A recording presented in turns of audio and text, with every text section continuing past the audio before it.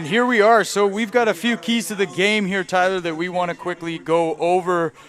First off, what are going to be the keys for West Ottawa? Because they came into this contest undefeated.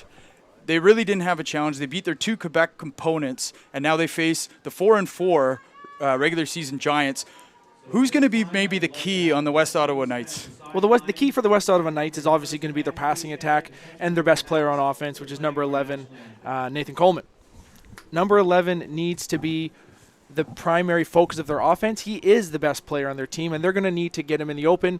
And on the other side, on defense for the Giants, they're going to need to contain that player, because if they don't contain him, if they go man-to-man against him and they leave him covered one-on-one, I think that he will consistently burn the defensive backs of the Giants. I agree, Tyler. I think that the key is going to be this Nathan Coleman and doing some sort of special treatment of him on the defensive secondary. If they just plan on attacking him like they have every other opponent, I'm afraid that's not going to get it done.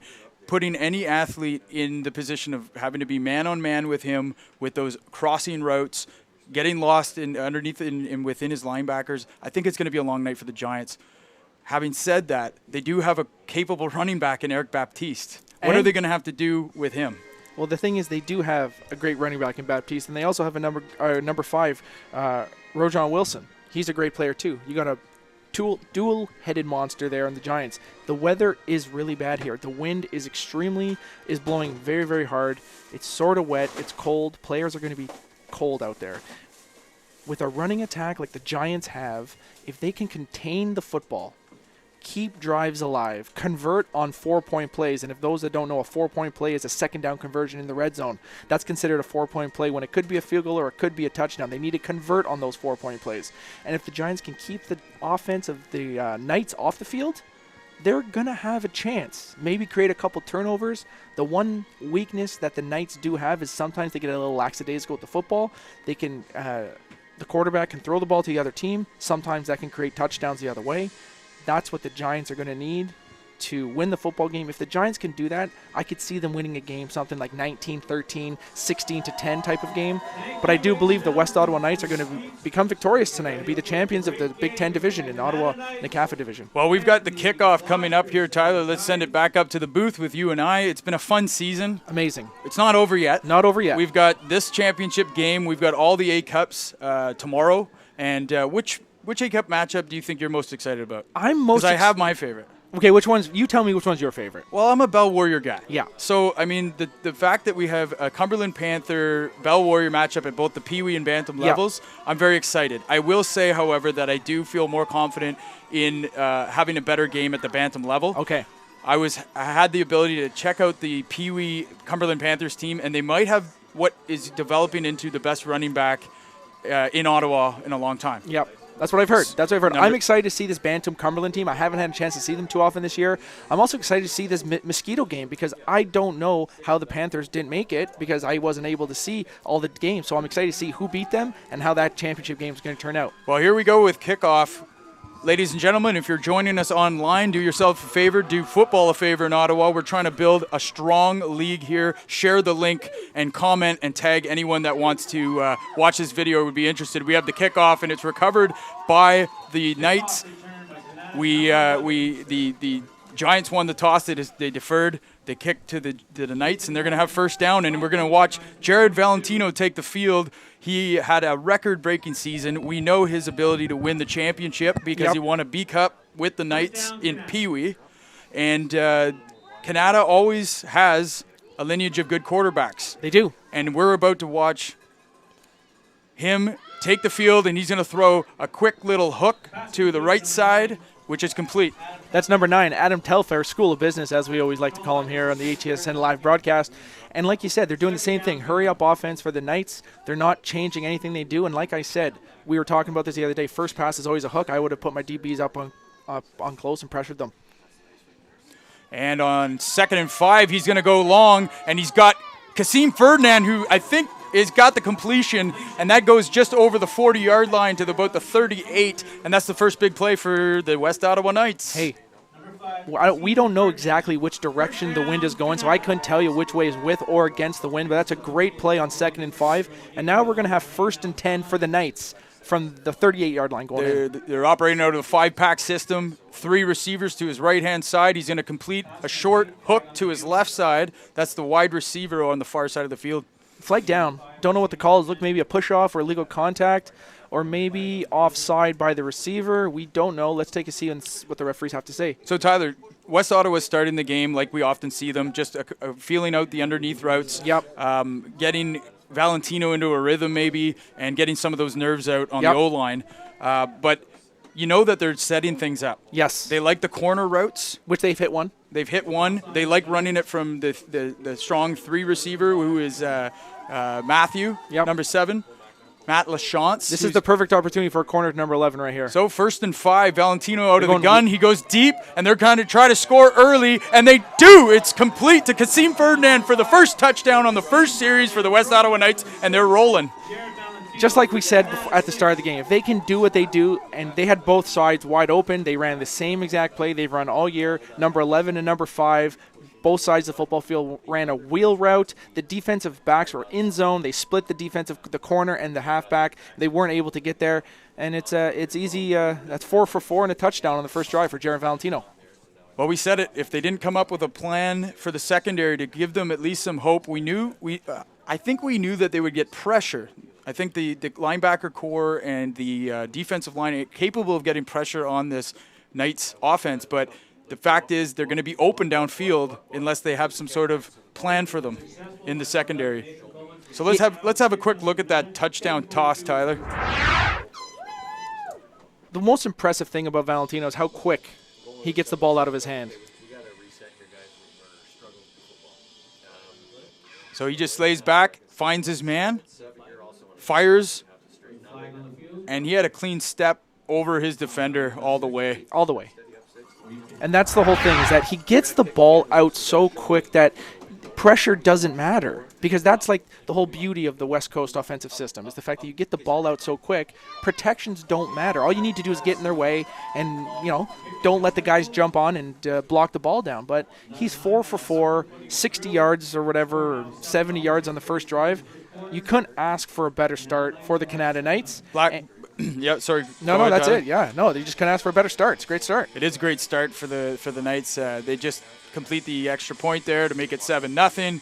And now, if you're the Giants, I'm going to be doing this a lot tonight. I'm going to be intervening because Jesse and I really like to talk about the bigger picture when it comes to a game of football. And the bigger picture is sort of these strategic elements. So you got to be thinking right now, it seems the Knights are going to be going for an absolute kill. Watch for the onside/pooch style kick. This player, Nathan Coleman, we know something about him. He's a multifaceted player. He's a great receiver. He's a great runner. He's also a great special teamer. He's their kicker. He's their punter. And on special teams, he makes a lot of tackles. Watch the skill he has here with the ability to maybe do something with the football to give his team an opportunity to get it back. Yeah, you've been impressed with this kid all year, and like we said, we featured him as a wild card or a key to the game here for the Knights. And who are some of the other players on the Knights that you might be excited to see their performance? Well, as everyone says, we know the talent that Kasim Ferdinand has, the speed and athleticism of Kasim Ferdinand, the lineage of that family. He's a great player. Jared Valentino is a fantastic quarterback. Adam Telfer, he had 2 diving catches on that first drive. They have a very well-balanced offense, and they're going to be kicking off here, so let's see what they do.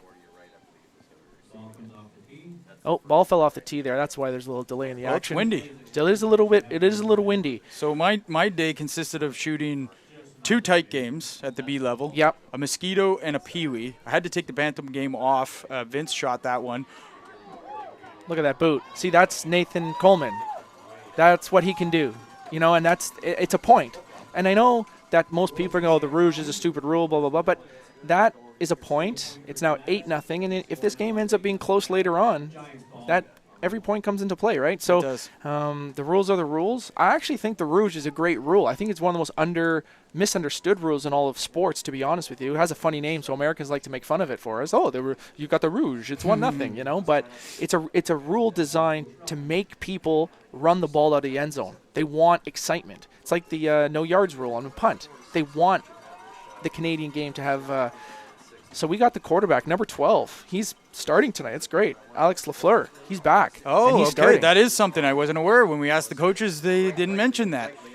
So Lafleur hands off to Baptiste, who gets around the corner. He's got some space. It's a nice piece of running, and he's over-ended, but not before he gets the first down.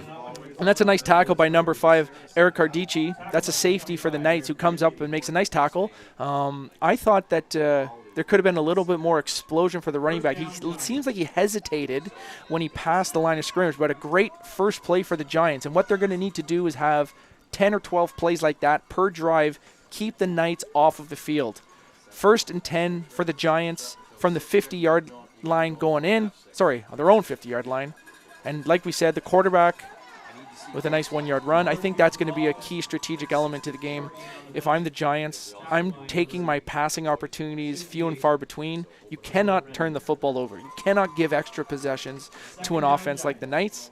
I would be running, it's 4-down football. I'd be running a wishbone style of offense and take shots deep sparingly.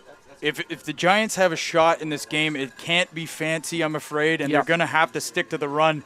But it's going to be hard to do that when the Knights know it's coming. They're going to go long on this one, and just over the reach is complete. He's got it, and that's big for the Giants to get one early and get the confidence rolling. I think he might have even rolled right into the end zone. Are they going to mark him out of bounds, or are they going to give him the touchdown? They're going to mark him down around the 3-yard. That's David Hyacinth with a great play, number 82 for the Giants.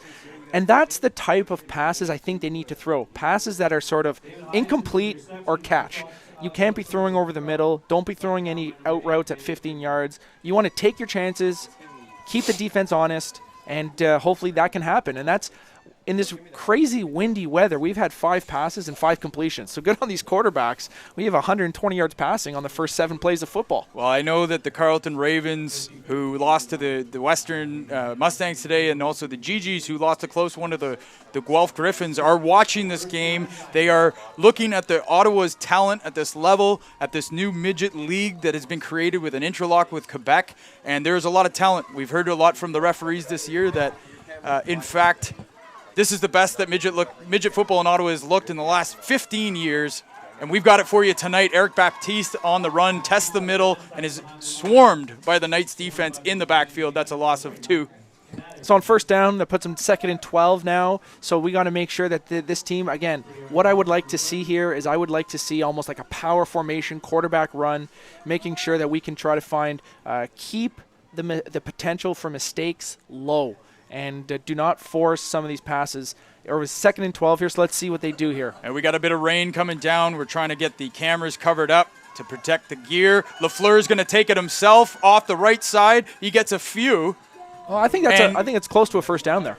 And I think the other key here, Tyler, is if Lafleur is planning on running the ball a bit, ball security is paramount because it's wet, the ball's slick, and you certainly don't want to turn the ball over when you're in the red zone with in a position to score. And you know what? I said this to you off camera a lot, and it's basically I think Alex Lafleur is almost a better athlete than he is quarterback, and that's not a slight on him. I think he should be running the ball more because I think he's one of their most dangerous runners. And I think a play like that, 9 yards to make it 3rd and 2, heading in, this is what we call a 4-point play, ladies and gentlemen. And Lafleur out of the shotgun, he's going to run the same side and test the right-hand side. He's just going to get forced out of bounds. He doesn't take a hit. So that's going to get out of bounds. I think he's going to have the first down. So that's good right there. So we got an opportunity to make sure that it is a first down, just to confirm there. So it's going to be 1st and 10. Those are the 4-point plays. Those are the potential 4-point plays. Instead of having to kick a field goal. Well, now I think it's 1st and goal, actually. And, exactly. And 1st and goal, and 7 minutes left, 8-0. Giants in a great position here to stay in the game and keep pace with these high-powered Knights. Lafleur out of the shotgun. He's going to hand it off to Baptiste, who has trouble getting the handoff, and then he is gang tackled by the Knights off to the right side of scrimmage. And that's sort of one of those situations where you don't want to fumble, but if it does fumble, pick it up, get on the ball, kill the play, move on to the next. It's going to be 2nd and goal from the 9. Or from the 14, I guess. Ladies and gentlemen, if you're watching, thank you and welcome to Ottawa football at its best. The Red Blacks with a big win last night. Unfortunately, the 2 college programs lost, but Lafleur has his Giants, and he's just going to throw the ball away before being thrown to the ground by number 54 on the Canada defense, I believe. That's 54 and 64 on the tackle. Connor Seguin, and 64 is Wesley Hepton with the big plays on defense. But we're going to talk a little bit about a little bit of savvy by the quarterback there to make sure that he doesn't get taken down for the sack. Receiver in the area, threw the football, just made it a loss of down rather than a sack. So good play there. It's going to be 3rd and goal from the 14. And this is where you need to take a chance in the end zone. This is where you're going to have to take that risk, put the football in the tight window maybe, and give your receiver an opportunity to get 6 points. It's going to be 3rd and goal from roughly the 14.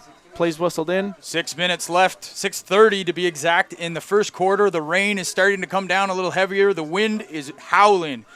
If you haven't been out to any of the B Cups today, it was a cold one. It's supposed to be nicer for tomorrow's A Cups, but Lafleur on 3rd down. Offside defense, I think. And that would be nice for the Giants if that was the case. So let's see what the call Shut her is. down. So they're moving it back. It's going to be, that's procedure on the offense. Again, I couldn't see exactly who moved, but I saw the defense cross the line of scrimmage. I'm still confused by that rule. I find the referees I know the rule's different than when I played, but I thought the defensive player was in the neutral zone right there, forcing the offensive player to move. So I thought that was offside. It backs them up a little bit, but same situation, 3rd down and in position where they need to take a shot. They will to the right side. It's a little bit of a loose ball. The defender and the receiver go up for it, and neither come down with it. But that's number 14 on the coverage for the Knights. Number 14 for the Knights. No number 14 on the Knights there. Oh, but sorry, maybe that was 14 on the Giants, the receiver going up for the ball. That's Keenan Meidel, and that was a good throw by the quarterback. Another good throw by the quarterback for the Giants to give his receiver an opportunity. And throws like that, you just don't want to throw it out of bounds.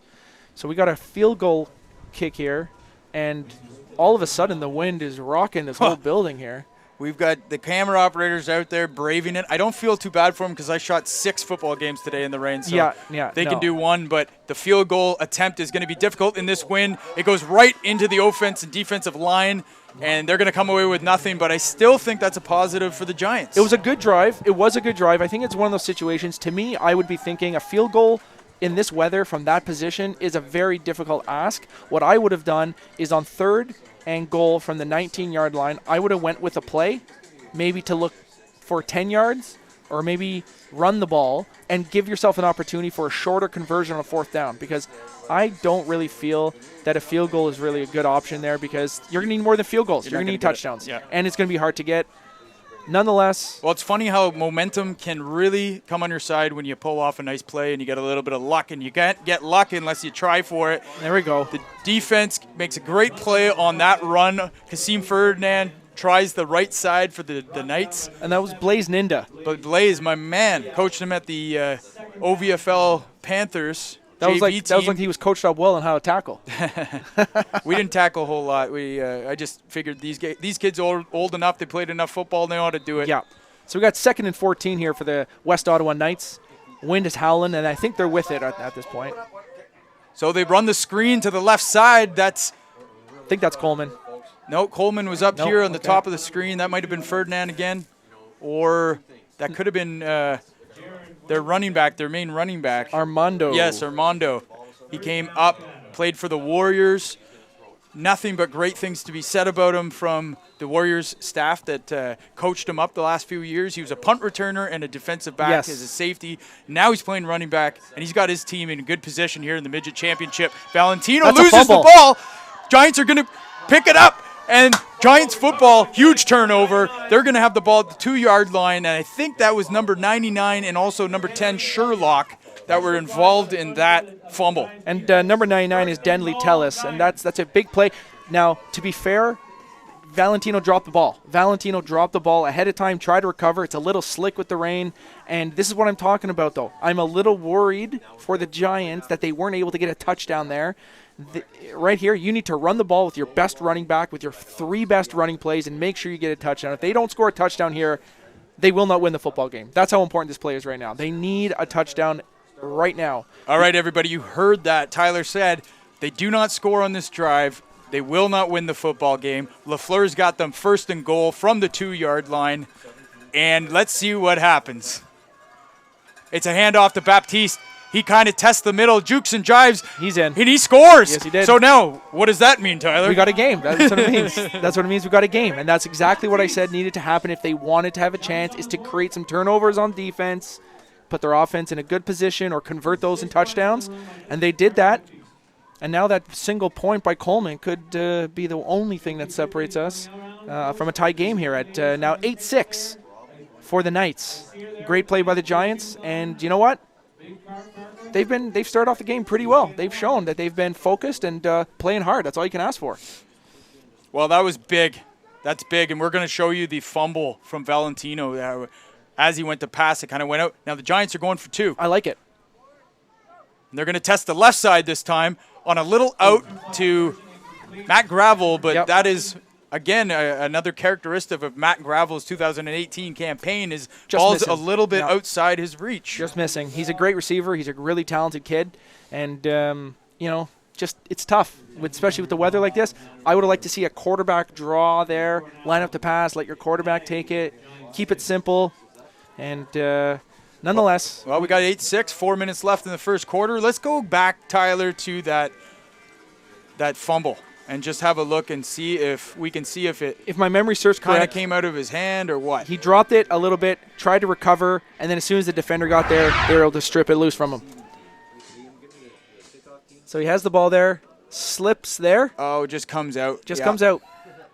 And it looks like number 42 was also in there for the Giants. That's Gerard Wilkinson. But what a huge break for the Giants. This is exactly what needed to happen for them at this point in the game. And this is what we need to. This is what we always talk about. It's not that they got a break; they created a break because the defensive linemen were through. They're all right there. That play was going nowhere, and that's a good play. Ball fell off the tee. Might need someone to pin it. Yep, that happens. So we got the cozy little booth up here. Yep. It's a little bit more of a primetime game being the championship. So we've got a referee here that's beside us doing the time and the clock. We've got head coach Ralph Cioccolani over here watching. Very interested in these two teams, being a head coach in the new Midget division, Big Ten. Yes. And we've got our producer Steve, and we've got our camera operators Sarah and Liam today. It's great to have everybody. And we appreciate everyone always supporting, tuning in, sharing on social media, and we're telling your friends to tune in because, without your help, everybody, this is only we're only talking to ourselves here. And tell us a little bit about the running back, Ethan Rocca. Hey, he's on the sidelines. He's doing some good stuff for us. He's a good player and great kid. So Valentino, again, on a hook to the wide receiver on the far side. Didn't quite catch his number. That was number 9. Adam Telfair, School of Business. We know it. And one thing that we've noticed today, number 11 has not touched the football yet on offense. But that is, I think, a little bit of a decoy maneuver. I think as a coach, you want to give yourself an opportunity to use your best players later in the game. Well, the other interesting thing is I'm not sure if he's always playing the slot or if he's the third slot, but he's playing number 2 on the strong side tonight. So maybe they have a couple plans to move him around a little bit. Yeah, I've talked to you about the first half and second half plays, right? I don't know if any other coach uses that as a strategy, but it looks like number 11 is being used as a decoy right now. It looks like they're lining him up, letting him do stuff, but they're going to put the ball in the hands of other players. At the moment, we got 3rd and 4 for the Knights. 2 receivers to the weak side, 3 up top to the strong. They tried the same thing, the hook to Telfer, and that goes incomplete. And this is exactly what you want as the Giants. You want to make this a game. You want to make it a special teams game, and you want to make it a defensive game. If you can do, and that's how people need to think of it. There's 3 ways a game can go. It can be an offensive game. It can be sort of an ugly special teams defensive type of game, or it can be a complete defensive, terrible offense game. We already seen that's not going to be that. Speaking of offensive games, do you want to hear what the final score of the Pee Wee B Cup was? Can I guess? 64 to 50. Close. 118 for Cornwall to 58. Oh, it's basketball. It was. It will be forever known. We decided it's the NCAFA NBA game. There we go. That's a punch straight up in the air. And that's going to go out of bounds at about the around midfield. Around midfield, the Giants 49.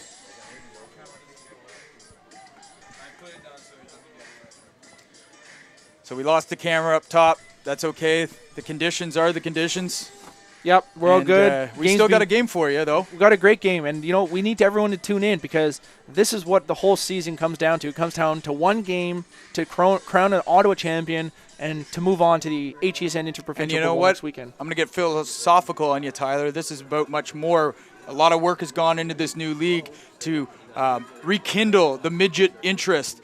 We've got a whole lot of divisions, and we got a lot of new things and flashy things in the market for parents and players. But right here at NCAFA, we're interested in old school, hard-nosed football where everyone can play in the city of Ottawa. And we shared a little video a couple days ago about a 2015 midget championship that kind of parallels this matchup a little bit. It really does. Right now it's 2nd and 9 for the Giants at midfield roughly. And then this is what I want to see from Lafleur. This is a championship game. You don't win points. You don't on the scoreboard. It doesn't have pictures. All right. You want to make sure you get that W. So that's a good play there. It's going to be roughly 3rd and 1. But that game that you were referencing, the Eagles versus the Norsemen, it was a high-powered offense with an undefeated record against a team who was sort of a middling playoff team, but a good defensive team. And this is a big 3rd down, maybe the most critical 3rd down for the Giants tonight. We will get back to that game because there's a few great CIS or OU sports players playing in the league now that came from that game. Jacob Spinella, the quarterback for the Eagles that you were just mentioning. But here we go to live action. And, a little bit of confusion in the backfield. Lafleur pulls it down. He's looking for somebody over the top. Throws it into the knees of the defender, number 54, and that's going to go incomplete. And it's going to bring up 4th and the same 1-yard line. And what are you going to do here if you're a coach? I go for it. I think you know you do need I to don't go like that for it. play call there. What I would like to see is line up under center and run a good old-fashioned 34 lead there. Because what you want to do in a game like this is you need to convert 3rd downs. You convert that 3rd down, you take another 2 minutes off the clock, or let's say another minute off the clock of the other team not being on there. Now you're going to give the ball to one of their best athletes, and I wouldn't be surprised if this gets returned for a touchdown if it's in play. So the big punt comes off. It's going to be fielded cleanly, and there's a flag down. Luckily, he is forced out of bounds into the Giants bench there. And that's a great special teams play by the Giants. I know we do, but most people don't talk about special teams. But when you punt the football, you want to punt it in a box. You want to put it in a place where they're going to be contained. And that's exactly what the Giants did right there. On the sideline, totally contained from the hash mark in. Perfect play on special teams. And we don't know what the flag is. Too many men on Canada, so that's a 1st down. So that's a big mental mistake right there. So too many men against Canada Knights. That makes it 1st and 10 for the Giants. Hey, a little bit of lady luck never hurt. To me, that's not lady luck though. That's just bad play by West Ottawa. Take it when you get it. You take it when you get it. I guess it's sort of moral luck. I guess one might say, but it's the football. I guess it's football. Well, the rain has kind of ceased a little bit, fortunately, and it's not that cold of a night. Just the wind, though. But, I mean, it is November, and it is championship football. Here we go. Lafleur in the shotgun. Looking to pass. And now he's looking to run. He loses the ball. He's stripped. Canada recovers it. That's number 8 on the Knights defense that comes up with that strip. So, well, you just said that's Denny Ferdinand, and you said it earlier. You said if Lafleur is going to run, what does he need to do? Ball security. And what just happened there? Yeah.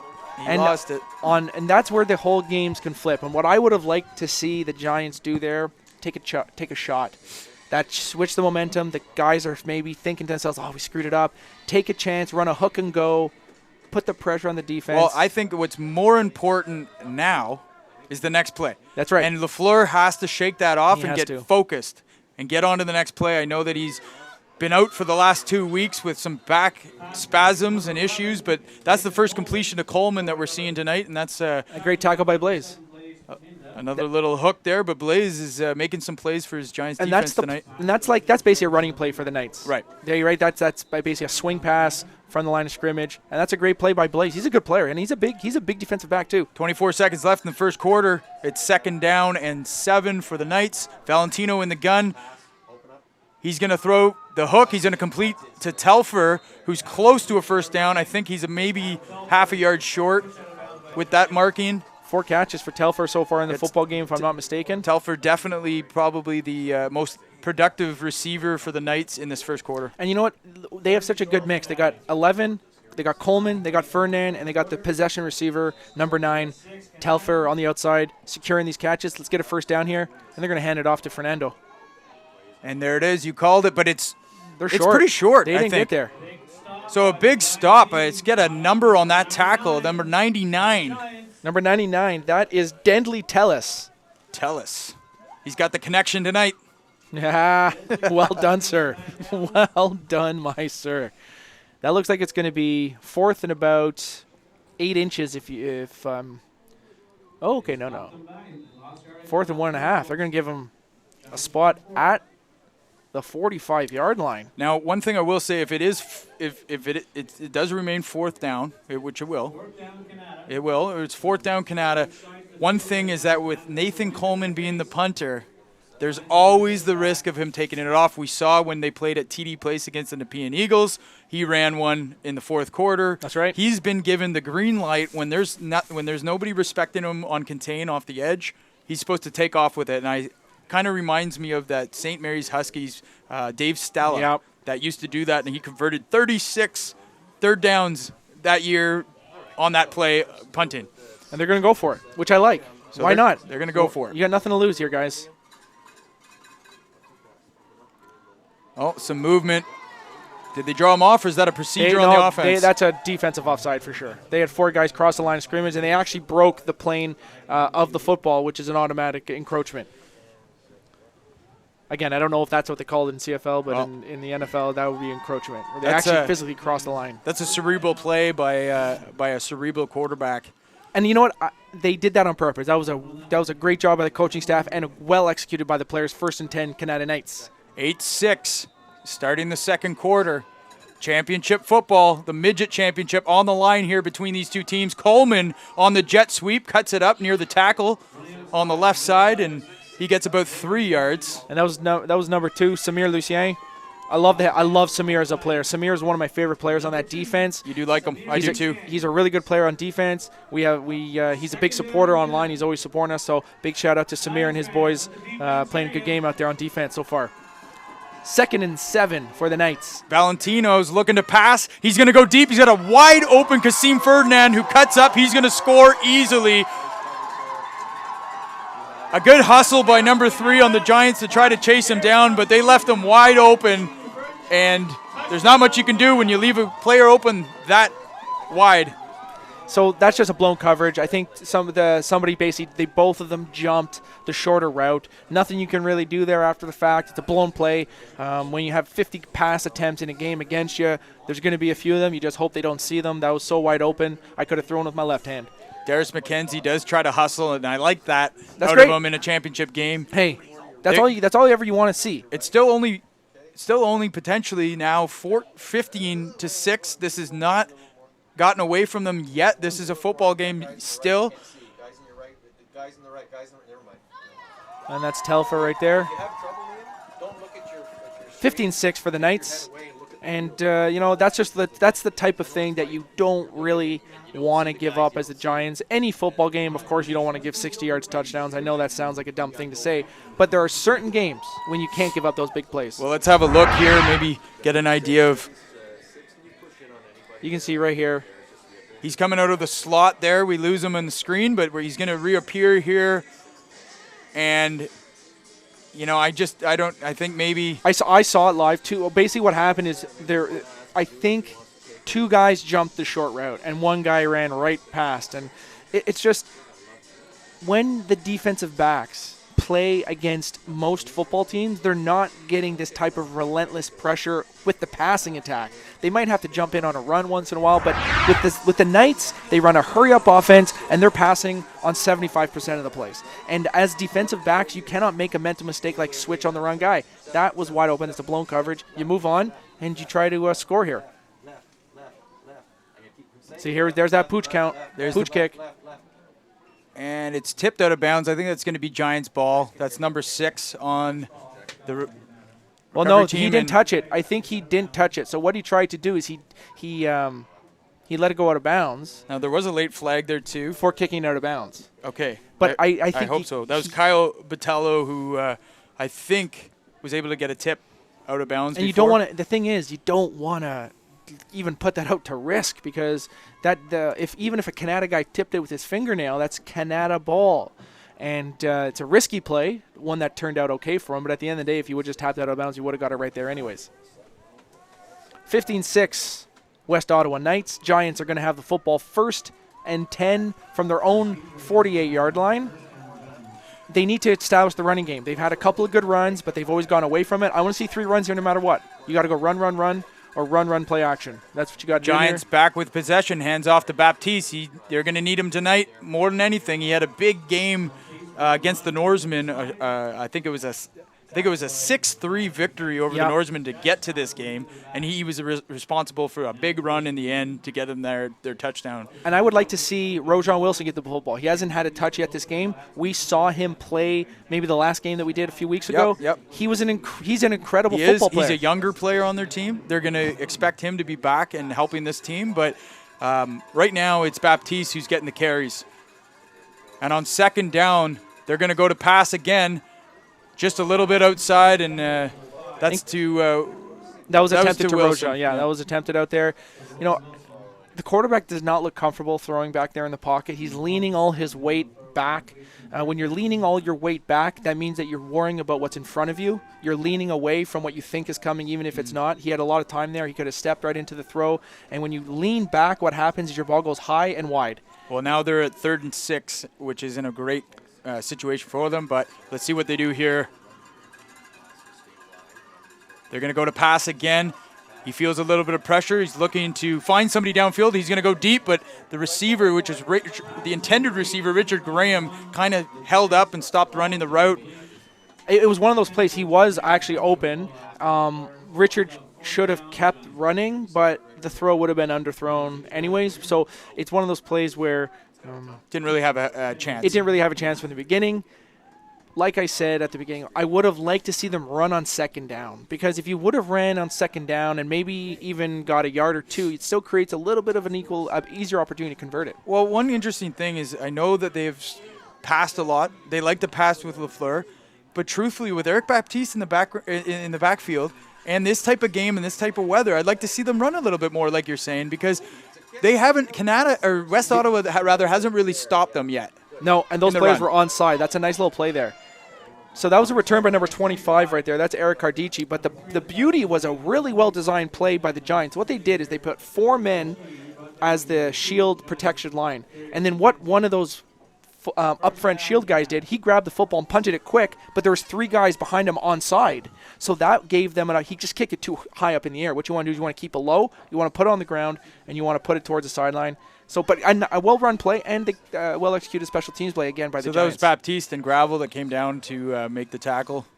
And now the Knights have the ball again in the 2nd quarter. Well-defended little hook in front of number 3, Wilson, who makes the play, no flags down. And that was attempted from Matt Lachance. And, again, those are the throws that Valentino needs to be careful with, because those are the ones that get tipped up and they're intercepted. We saw that the game when we did the game at the Giants field. That happened a couple times early on. Yeah, that was, I think, Richard Graham had that interception. And also Tetro had a couple that game as well. Now Tetro's back on defense playing middle linebacker after 99's coming in. Relieving quarterback duties for the last 2 weeks. But you got to believe that Oliver is happy to be back on the D side of the ball and not playing quarterback in this final. Well, you know what? That championship game where he played quarterback for the Raiders against you guys there a few years ago, he impressed me immensely with his skills as quarterback. So he could do it, but he's a great defensive like player. Yeah. He didn't want to do it. Great call by the Canadian Knights to get their quarterback out of the pocket. And he gets Matt Lachance open. What a throw. That is such a great throw, and that's a great play call. There has been a little bit of pressure on the Knights the last few plays. In order to alleviate some of that pressure, he rolled out on the right. They're moving the pocket. And that's a 20-yard that's a perfect throw to number 7 right there, Matt Lachance. Let's see if we can get it in real quick before the live play. No, we're not. We're going back to live play, and they're going deep. And Coleman's open, and he's brought down. We won't score, but another kind of broken defensive back play, like we've said from the start. You can't play these guys man-to-man. You can't play these guys man-to-man. You can't line up one-on-one because this is what they're going to do for you. They got 11, they got 7, they got 5, they got anyone they have on offense can beat you one-on-one. What I would do... Let's have a quick look at this. Look so they've got Coleman in the slot here, and he just runs a straight-up fly. That's it. And that was the halfback on man-on-man coverage, or was he potentially, was he the wide receiver? I can't tell. But nonetheless, he wasn't covered. And it's Canada ball. And you know what? That's the type of play that I think that if Canada Knights are able to score a touchdown on this drive, and with the way that Valentino's been thrown inside of this in this game, I don't know if the Giants are going to have a chance because when Valentino's on point, and it doesn't matter. Yeah, the weather's bad, and I he's still definitely slinging agree. it. But having said that, it's still 15-6 with 8 minutes left in Oh, the yeah. half. I'm surprised that it is still this tight. You know what? The way that they've both been playing. The Giants need to realize that they cannot win a shootout. They need to run the football. They need to win it ugly. I'd be running the ball almost every play with the Giants. They've had one successful pass play. It was a long play. Everything else has been a sack. Well, and you want to bring the game to the defense because That's the right. defense, I mean, they don't want to tackle. They don't want to be out here in this No. weather either. No. So you've got to bring the game to them. You can't be afraid. And that's whoa. Big hit. As he's dancing in the hole there, that's number 12. Samir Lucien, number 2, Samir Lucien. I told you that. But Armando was the ball carrier there, yes. and he was dancing in the hole, and Lucien came in and buried him. And you can't dance in the hole like that. You need to make your decision one way or another. Get outside or attack inside before the defense has a chance to gang up on you. We'll have a look at that hit later. Right now, Valentino goes deep again to Coleman, who makes the catch. He's wrapped up immediately, but he makes a great adjustment to come back to the ball and just cradle the catch in his numbers. This is the type of thing that I love about Coleman is the fact that he's sort of he can do it all, right? He doesn't just run flies. He doesn't run crosses. He understands the game of football. He knew he couldn't just run. He needed to slow down, catch that football, help his quarterback, and now it's 1st and goal for the Knights. They're a very fast-paced offense. They don't take long to call their plays. They run the jet sweep with Coleman. He isn't going to score on this one. But he's never going down. Like I'm just telling you, I know he's a small guy. I know he's maybe I don't know how big he is. It doesn't matter to me. I think. Well, like we said, he's like a Wes Welker. He's like I think Wes Welker's a great comparison. I think terms of a he is. player. I think he's even more dynamic than Wes Welker in some ways. I don't know if he's as pure a receiver. I do think he has this sort of. I don't know how to define him. Almost like a. 5-pack set. Valentino throws all the way out to Kasim Ferdinand, who doesn't get it. It was well covered. And a good throw. I think it might have. It could have been caught. I That's think a he good had play. a good chance. The ball was placed perfectly away from the defender. And that was Devon Blackwood. But a challenge- Blackwood, number 21, I think, out there. Blackwood, okay, and that's a challenging catch nonetheless. Definitely a tough one And this is one of those plays, like you always see. Good play all around. Quarterback, good play by the O-line. A little bit of pressure by the defense. A good throw by Valentino. A good play by the defense to sort of knock it out. So that's what you want to see. So there's a timeout on the field. We're going to take a short break, and when we come back, we will continue on with the second quarter of the Midget Championship. He's no longer with the team, but is still a great collection and for a great cause. Go to the canteen, ask for Rosie. She'll set you up with some tickets for a great cause, for a great person, and a great family. Number 42 is Andrew. So we hope that you've been enjoying the HESN weekly football show. We're going to continue that all in the off-season. In fact, the Midget season and the NCAFA season, off-season, will be starting shortly, a lot shorter than we're accustomed to. Tune into HESN weekly football show. And welcome back to the Midget Championship. Valentino, 3rd and goal, and he's going to take a shot over top. He's got his man, number 80, on the Knights offense. Touchdown, Canada. That was number 9, Adam Telfer with the catch. That's his 5th catch of the game. Great play. I'm just always. My apologies, that was not number 80. Yeah, That it was number 9. I'm just always amazed by the accuracy of Valentino. These throws are not as easy as he makes them look. He stands in the pocket. He sees the coverage he wants. He put it in the perfect place once again. I know there has been a couple incompletions this game, but I think Valentino's probably like 10 for 12, 200 yards and 3 touchdowns at this point. The extra point is down and kicked and good. That's 22-6 for the heavily favored West Ottawa Knights over the Giants in the second quarter. 6:26 left. And Tyler, you know, we talked about the run game for the Giants. We talked about, you know, the coverage and how the Giants intended to cover down Coleman. So far, what's the grading on the Giants here? It's probably more like I have to say, like, it's an F- because they haven't done anything positive on the defensive side when it comes to protecting the pass. They've given up 200 yards passing. They've given up multiple touchdowns. They've played man-to-man. They haven't tried anything creative. They've done what they've done all year, and they're a 4-4 team who, you know, they actually played them really well at their home field when the Giants played the Knights. But they cannot think that they can match up man-to-man with this offensive system. It's just one of those things. You can't do it. So the Knights will kick off. Like I said, 6:26 left in the half. And the Giants better find something in their game quick, or this one can get away from them. And that's a live ball. And number 23 is gone. And a big return. That's Baptiste, who could go all the way. He's being chased by Coleman, who's a fast runner himself. But a big return for the Giants. And I said they better find it fast. And Baptiste is fast indeed. And not fast enough, though, necessarily, because Coleman got him. And that's a great play by Coleman, because this is what all happens.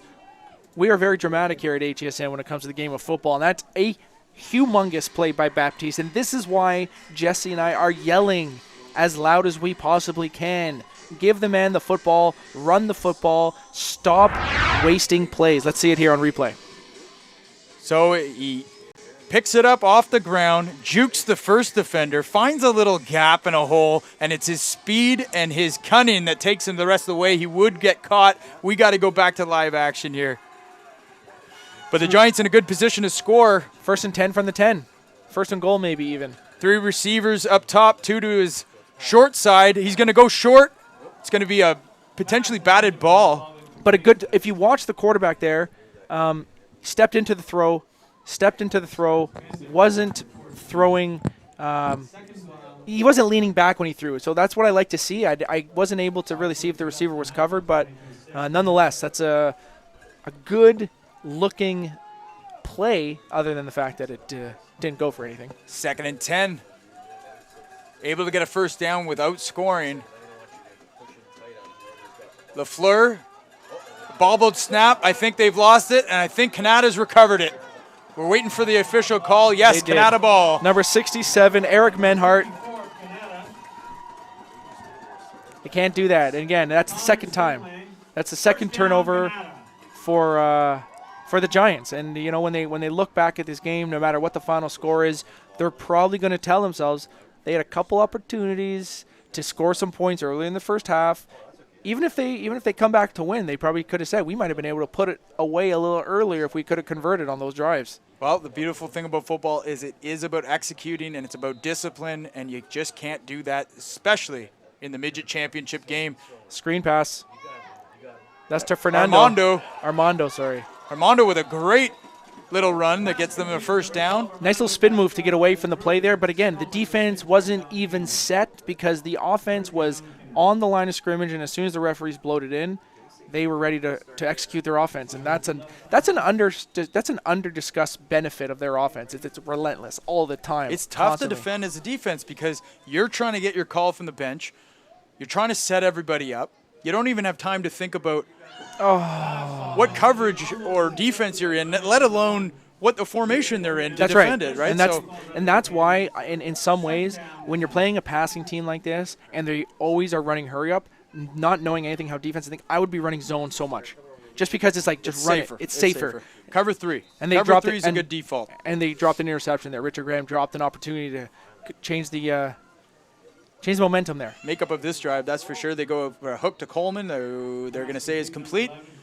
And that's close to a first down. That'll make it 3rd and short. I think it's going to be more like 3rd and 6. So 3rd and 6 for Canada. Yeah, the angle's kind of tough to see. It is tough to see. Got to try to follow the lines, but it's cold out there. It's windy, and the lights, the reflections, everything. Great night here for football, but 3rd and 6 for the Knights, and of course they're going to throw the football. Once again, the Giants constantly shooting themselves in the foot as they have all year, which led to a 4-4 record. I do believe they have the talent to be better than 4-4. I think a lot of things that didn't allow them to be better than 4-4 are the same things that's hurting them this evening: turnovers and penalties. And well, we're going to see kind of the road to the Interprovincial Bowl, because we have to mention that this isn't the last game for the winner of this team. The champion of the Ottawa Big Ten Midget Conference tonight will go to Montreal next week to face the winner, who are playing tomorrow, the North Shore Mustangs, and an unbelievable catch in front of me. I just have to stop and shut up and watch that one. That is a great catch. I really thought that that was going to be an intercepted ball, and then I saw the defender realize he wouldn't be able to get there and try to make a nice clean hit. And that's just a great football play again. Let's see if we got time to just have a quick look. It looks like that. we do. It looks like they're running a little slow here coming in.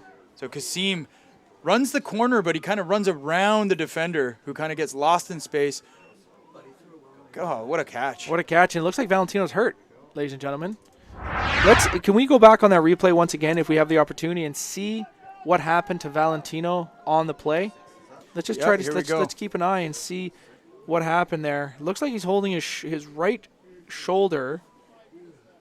Oh, he was hit. Oh, he was really really hit. He was hit, and he went down hard, and that is one of those plays. Hopefully it's just a stinger and not something more serious, but he looks to be in a little bit of pain, I must say.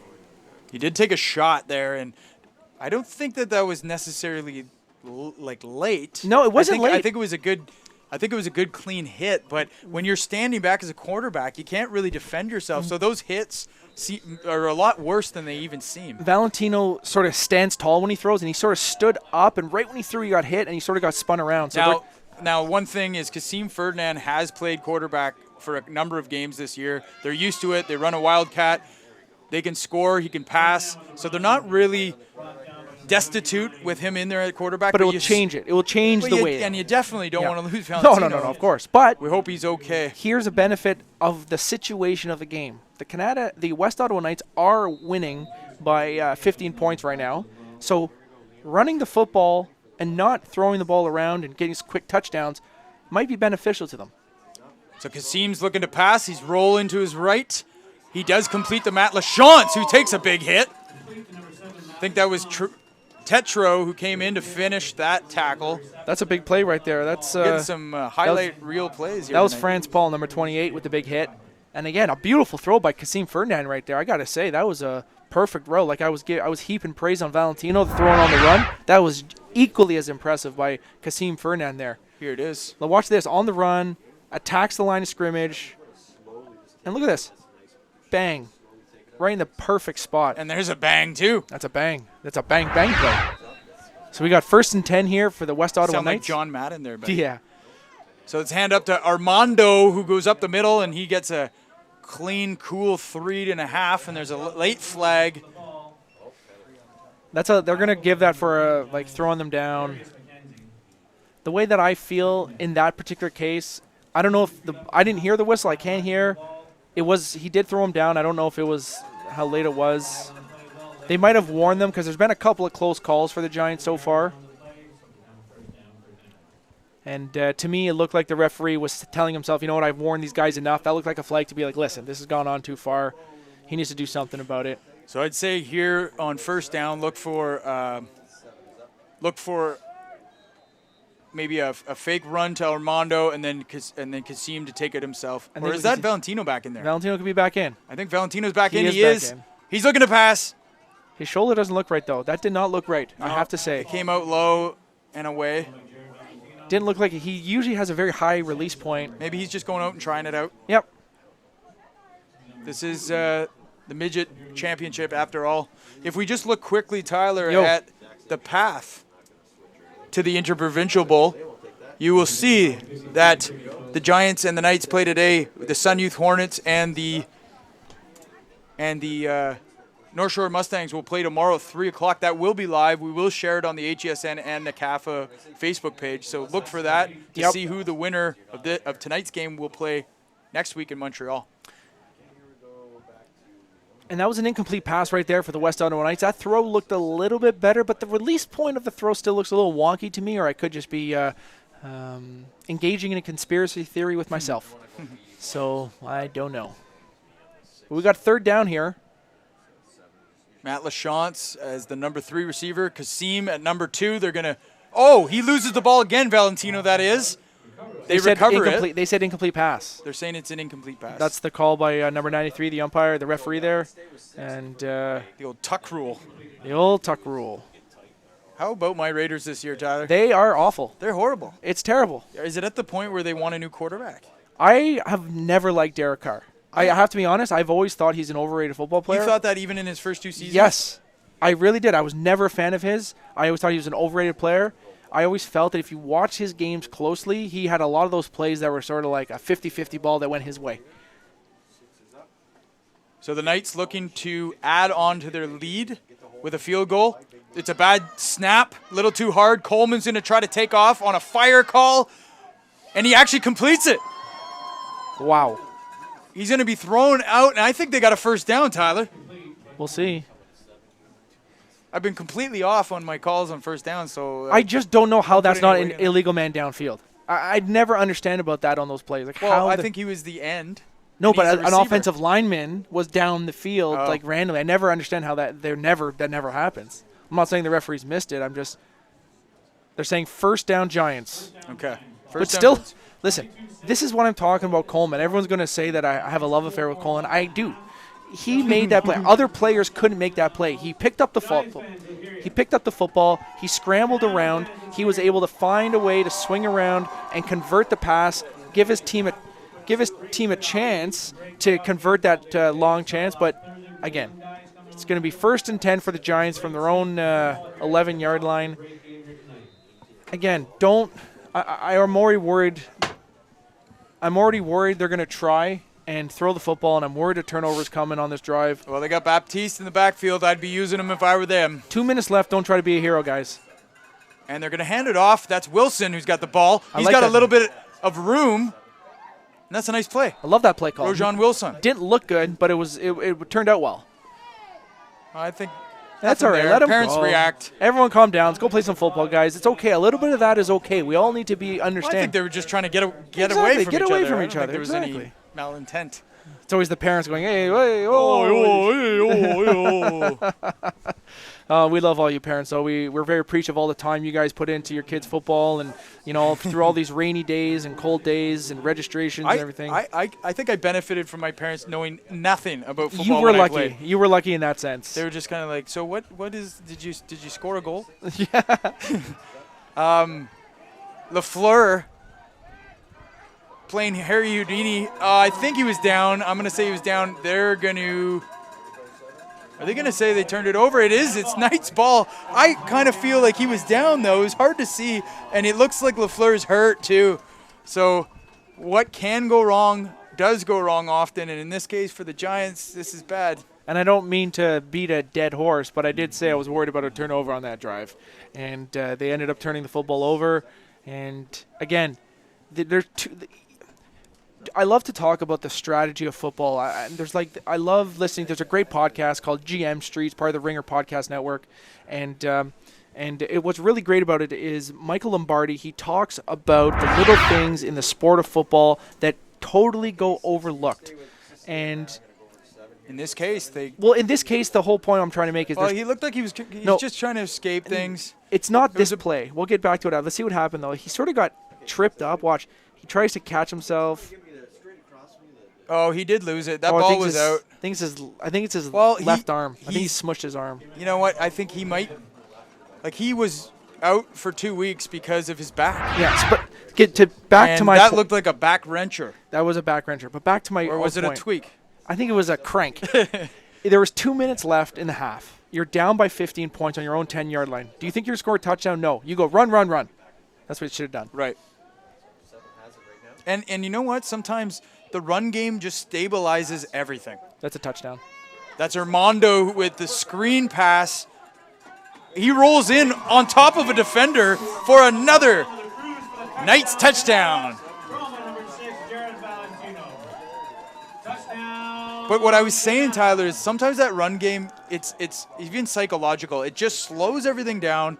It calms everything down, and then you're in a position to actually go for a positive play. That's again. the thing. And you might get lucky with a break in a run, too. You never know. That's what people never factor in, right? It's like when you go run, it doesn't mean it's going to be 1 yard, 2 yard, 1 yard. It could be 12 yards, 16 yards, 80-yard touchdown. You don't know how it's going to go. That pass can equally be incomplete. That pass can equally be incomplete, interception, fumble on it. Like, well, it's 29-6, a minute left in minute 17 to be exact, left in the first half. So we think no Tetro's going to be coming back in now. You know, I do. I think Tetro might have to go back and play quarterback. He was starting to run himself with, he would run some of the balls himself. He definitely. Look at the boys dancing. Look at those Canada Knights, those West Ottawa Knights. Some swagger there. But the thing is, I don't even think they know the song. It's like from when we were like young.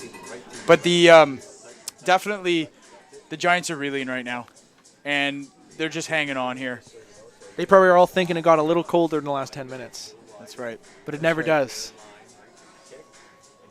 Well, we'll see what happens. Again, the game is not over, It's but not even half over. Coleman with the kickoff. kick it deep. They're going to kick it deep. Yeah. And Kicks that's a low driving kick that will be recovered by Rojan Wilson. He dances around and maybe goes for about 6, where the Giants will take over from scrimmage, and we're waiting to see who's going to trot on the field as the quarterback. And what I'd like to see here, what I'm worried about going forward in this game for the Giants is a lack of focus and maybe some undisciplined play. It's notorious for their season this year. They've been known to commit a few penalties, which have cost them 15 yards. Going into the half, you need to be preaching patience, executing good offensive plays, and with Tetro back there, I think what they need to do is sort of keep it simple, stupid type of thing. You know, the conversation I would have too is, listen, we weren't supposed to win this game. We still got a half of football. That's right. It's a great night. It's being live streamed by HESN. Let's have some fun. That's right. And Tetro, that's what he's going to do on this play. He's just going to run like we said that he does. right. He picks up a good 15 yards on that play. Listen, drop back, run it. Drop back, run it. Well, and run. you know that Canada with minute left is going to play soft in the secondary. That's right. Linebackers are probably going to drop back, That's or right. they're going to come. So Tetra's going to have the ability to have a bit of space in the second level there. That's right. Having said that, we know Tetra can throw it too, so they're capable of maybe getting Graval on a hook, get him out of bounds quickly. But at this point, I think you're right. Maybe don't try to score all your points back in this series. Listen, let's run the ball. Let's get to halftime. Let's figure it out. Let's get to the halftime. 22-6 should have been their play. And that's why you need to think about it always on it. Sort of like when they tell you if you're doing an application for a job, you do your 30, your 60, your 90-day plan. You have to look at a football game like that. This play, this drive, this game. And in that time, they only thought about that drive when they should have been thinking about the whole game. And it's a young coaching staff. That's the type of thing that you sort of got to think about. You're not going to get it there. You're not going to get it there. Oh, we see some familiar faces in the crowd here. You got Bob Barr, who's coaching the Tykes. They won their B Cup this morning over the Nepean Eagles. And Tetro is going to pass. It's deflected at the line, but Richard Graham picks up the deflected ball. It's a no gain completion. Sets up second down for the Giants. 2nd and 1, 2nd and 9 after a 1-yard gain right there. And with all my rhetoric of not taking a chance, I do think that at this point on the football field, you're at the 50. Now is a time when you might be able to run a little bit of a trick play to maybe create some pressure before the half. I'm just not sure if they have any trick plays. I know. But even they've had the quarterback there's back no and safety. forth. There's no safety here. Look at this. No, that's true. So the Giants are threatening them. You got Wilson off to the side. You got Graval who can go deep and get there if the ball is thrown accurately. Tetro just carries it himself, and he's in a heap of humanity there as he goes down and sets up third down. And 2 seconds left on the clock. And the defense is basically sitting there being like, okay, you're not going to beat us passing. Giants call a timeout with 2 seconds left. All right. Well, they're going to call a timeout, try to draw something up. During halftime, we're going to take a quick break. We're going to have some things to show you, and then we're going to be back with the second half to see if the Giants can get back into this game and ultimately who will be in the Interprovincial Bowl, the second annual. And tomorrow, like I said, the North Shore Mustangs and the Sun Youth Hornets will play around 3 o'clock. Check the Facebook of NCAFA and HESN to tune into that game and see how that one goes down. And this is great to have you with us on this journey tonight at the 2018 NCAFA Midget Championship. It's always crazy, you know, it feels like we were just starting our first game, and now we're at the last game of the NCAFA season. It's incredible. Yeah, it goes quick. It does go quick, and we're excited for what this offseason is going to bring, because HESN and NCAFA have some big things in the hopper, and we're excited to work hard to try to bring you guys some amazing things going forward. Got 82 down to the far side. That's Hyacinth. And Tetro just takes it himself. It's not going to get too far. Face mask, one more play. There's a flag. That's a face mask, and that's going to be one more play, 15 yards up. Giants, depending on the flag. So what they're going to do is you need to make sure you get this football in the end zone. And I don't mean by touchdown. I mean the ball needs to physically get in there to give yourself a chance to maybe convert a touchdown. So what I would do on the next play, you run trips right, David Hyacinth, yeah. You do trips right, you put all your or trips left in this case, put 4 receivers out there, send 3 of them screaming down, throw it high as you can, and have that 4th guy trail, eyes on the football the entire time. And to have a guy like Hyacinth, who we saw make a big play early on in the football game, or maybe Baptiste isn't the tallest guy, but you should put him over there to push the defense down. That's right. You got to stretch that defense, and I saw him down below. I was hoping that they would just try to fade with him. Just a streak up the field, a wide out on the short side. And we'll quickly talk about what this game could be at, because there's been 2 fumbles by the Giants in the territory, and now they're back there again. So that's 3 potential touchdowns.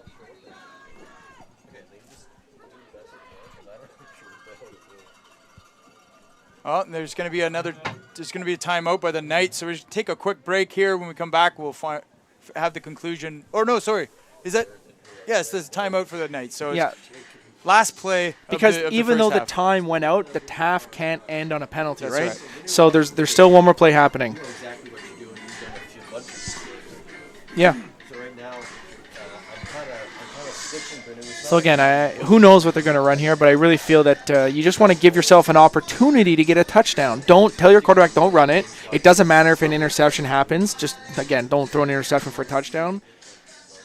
You can run a regular play here. You know, you don't need to do anything fancy. Another thing that could be a nice trick play call, screen pass. They might think you're stretching. If you run everyone down and then switch it up with a screen pass. But I think they have been, as a defense, on guard of the quarterback draw, which is essentially kind of they're aware of the same thing. Yeah. I think, you know, certainly in this play, I'm just going to take a shot up top. I'm going to put 4. I'm going to be 4 by 1. I'm going to get them squished. I'm going to hopefully a deflection and do something that's all you lucky. Can hope for. Get it to half. That's right. Listen to the coaches, and then come back in the second half and just be prepared to have some fun. So let's see what they do right here. Last play of the first half for the Giants. Tetro in the shotgun. He's under pressure, and I don't know if he's going to get away. He does momentarily. And he throws a touchdown! Oliver Tetro throws a touchdown. What a play, and there's a flag. That's all right. It's a Richard Graham with a late push. That's okay. That's a touchdown. The touchdown stands. Touchdown will stand. How about that? Rojon Wilson. Great catch. Got plastered. Yeah, he hung on, though. Great play. Unbelievable. And you got to like the playmaking ability of Tetro. We've talked about it again. We talked about it on the podcast. We talked about it in our broadcast. He's won an A Cup as a quarterback. That's right. And at the Bantam level. That's with right. Matt Gravel. That's right. And a bunch of other players, Richard Graham. So, Rojon Wilson. You know what? It's about having fun. It's about rolling around, playing a little flag football, a little That's backyard right. football. That's what they've got to do at this point. Don't look at the scoreboard. Nope. Don't be making plays based on the score. Just run your playbook, have some fun. That's my advice. Right, and I agree. maybe a couple minutes into the quarter. Touchdown is good. Touchdown was good. Late hit on Richard Graham. They're going to apply it on the second half kickoff. I think the Giants will be receiving the kickoff because I believe they kicked it off. So the Giants will be getting the ball in the second half. Again, at 1 point, I'd be going for 2 here. I don't. Again, I don't think it's, we're talking just splitting hairs, but I do think going for 2 is just as good a chance as going for 1. And if the chance is the same and you get double the amount, why wouldn't you do that? Well, that's Richard Graham with the hold. And the kick is good. So it'll be 28-13 going into half. And you know what? That's a good half of football. We had a little bit of everything. This game is not done yet. And the Canada Knights are going to need to make sure they score another 15 points in the second half. They can't come out and rest on their laurels. So how about that touchdown? Let's go back. Let's take a look at it. Before we go to halftime here, Tyler, let's have a look at the touchdown by Tetro. So they had him contained. He steps up into the pocket. Then he decides to come back out. He escapes certain pressure. Gets his eyes downfield. Throws the ball. Finds barely an open receiver. And scores a touchdown, much needed, right before half for his North Gloucester team. It's a huge play and keeps the game alive. So we're going to take a short break.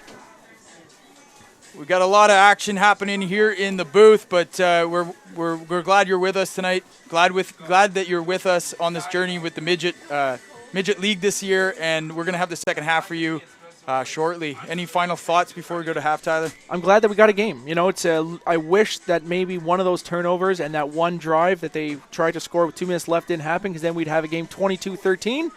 But lots of game left. I'm excited for the second half.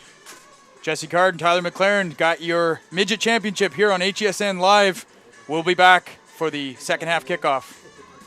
This is, as much as people say it's a hockey town, this is really a football town, and I think the Red Blacks showed that by selling out every game this year. Message from the very first year that they play with us that it's always a lot more than just football. We come together as a group. These kids meet people for the very first time in their lives, and they have to figure out a way to get along with them. They got to figure out a way to trust the guy that's lining up on every play right beside them. The thing that I was most amazed at when I came here was the depths of NCAFA and how deep that runs, and from 6 years old all the way up to 19, plus then you have the junior programs, plus you have obviously 2 universities, and I think if I'm an outsider coming into Ottawa and not knowing this community of football, I think I'd be amazed at how much people care about football in this area, and with 12,500 people at the TD place for the Panda game, I think it shows that there is a massive support here. Well, you consider the amount of time our young boys put into dedicating themselves to their team, to their sport. They become greater than what they were when they started. It's phenomenal. They'll probably have the better part of 60 practices a year, an hour and a half of practice, so 90 hours worth of instruction. There's not one player on our team that won't have any more than 4 players per coach when it comes to a ratio. There's a ton of attention paid to these boys to ensure that they're challenged emotionally, mentally, physically. How can that not prepare you to be a better child and feel like you've accomplished something at the end of it all? The importance to us very clearly is to get the kids introduced to football early. I would say, outside of the competitiveness and the developing as a football player, we're trying to teach growing as learning life lessons through football. And there's so much to do with teammates, respect of your teammates, respect the sport, loyalty, dedication, commitment. These are all things that you can take back to your regular life, whether it be school, applying yourself when you're an adult, and hopefully the kids catch on and they see the volunteers out there. So when they get to be grown-ups, they'll volunteer as well and contribute back, whether it's football or something else. But I think that's teaching those qualities that football can do. That's what we strive to do here.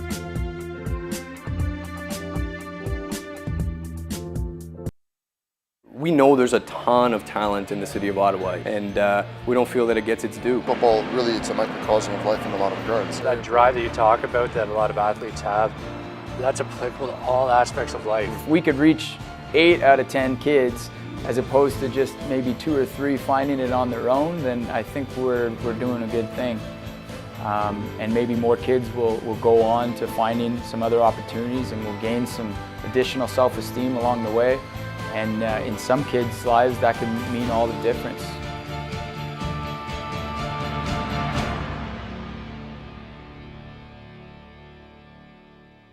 And number 89, Jesse Carr. I'm from Ottawa. I grew up playing football in the National Capital Amateur Football Association for the Bell Warriors. And now I own House Edge Media and the House Edge Sports Network. NCAFA holds a really special place in my heart because it's the community that I grew up with. Spending 8 to 10 years playing football in NCAFA, it provided me an outlet outside of school, and it helped give me an identity that I was a football player. Let's see you tackle or your pass. Between the L's and the S as Calvillo tries to go to work in the air. Woodcock's got it, and look out, Pat Woodcock could go. Only Malcolm Frank, he's not going to get there. I started playing Canada Knights when I was 8 years old. I say all the time it was a crucial aspect of my football career because I just think about what possibilities might have been had I had a negative experience early on, right? And I was really fortunate to have some really great coaches and men that made a positive impact on my life at a young age. It taught me the game of football and taught me to love it, and it led on to some great things. The longest pass reception in Grey Cup history, 99 yards to Pat Woodcock, a former ball boy for the Ottawa Rough Riders. I think football, because I seem to be good at it, it provided this place outside of school and outside of my family that I could go to, and it provided a lot of self-esteem, being good at something early in your life. So ever since this first practice here at Linwood Park, I was on this mission to be the best football player that I could be. It gave me the opportunity to go on and get a degree in university and then eventually go on and get a master's in university. And what drives me now, after all these years coming back, is that we do have this amazing infrastructure in place with one of the largest football organizations in all of Canada. I had always said if I was to make it as a professional athlete, a goal would always be to play for the hometown team. Big tackle there, 2nd and 6. Kennedy, play action. Here come the Bombers. Lets it go. Woodcock with the reception. It was a special opportunity for me to be able to come back and play in front of the people who had supported me so much through my NCAFA years and through my university years. And also special to be able to give back to the community that gave so much to me and just try to present to people what football can really mean beyond wins and losses and statistics and that kind of stuff, and that it develops young men and can provide them with a lot of valuable lessons that go far beyond the football field. Knowing what this sport did for me, I don't think there's anything more important in my life than to be able to take those lessons and then give that back to the next generation, making it easier for them and accelerating their growth and their success. I don't think it stops at the end of practice or at the end of a game.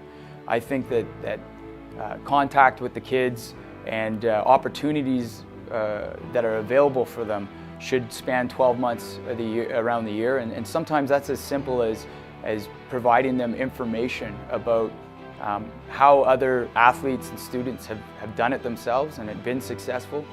When it comes to a university, specifically an NCAA university or a CIS university, recruiting a student athlete, it goes much beyond what your game film shows, it goes much beyond what your 40 time is. One of the first things they're going to ask about is your grades. Are you dependable? Can we count on you? Do you do what you say you're going to do?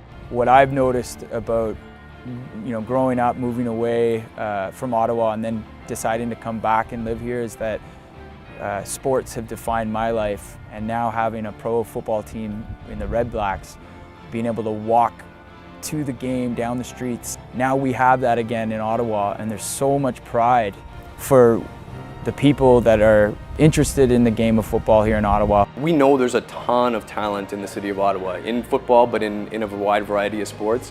and we don't feel that it gets its due. And I think part of that is just because some of the athletes are not being presented the right information and not having the opportunity to really maximize their potential. The true important thing out of this game is helping other kids find that level of passion and commitment in something in their life, and it may lead to a CFL career for them, or it may not, but they're gonna get something really valuable out of the experience. I'm excited for the future of this game in this country, and I'm honored to be a part of that development. And we're just getting started.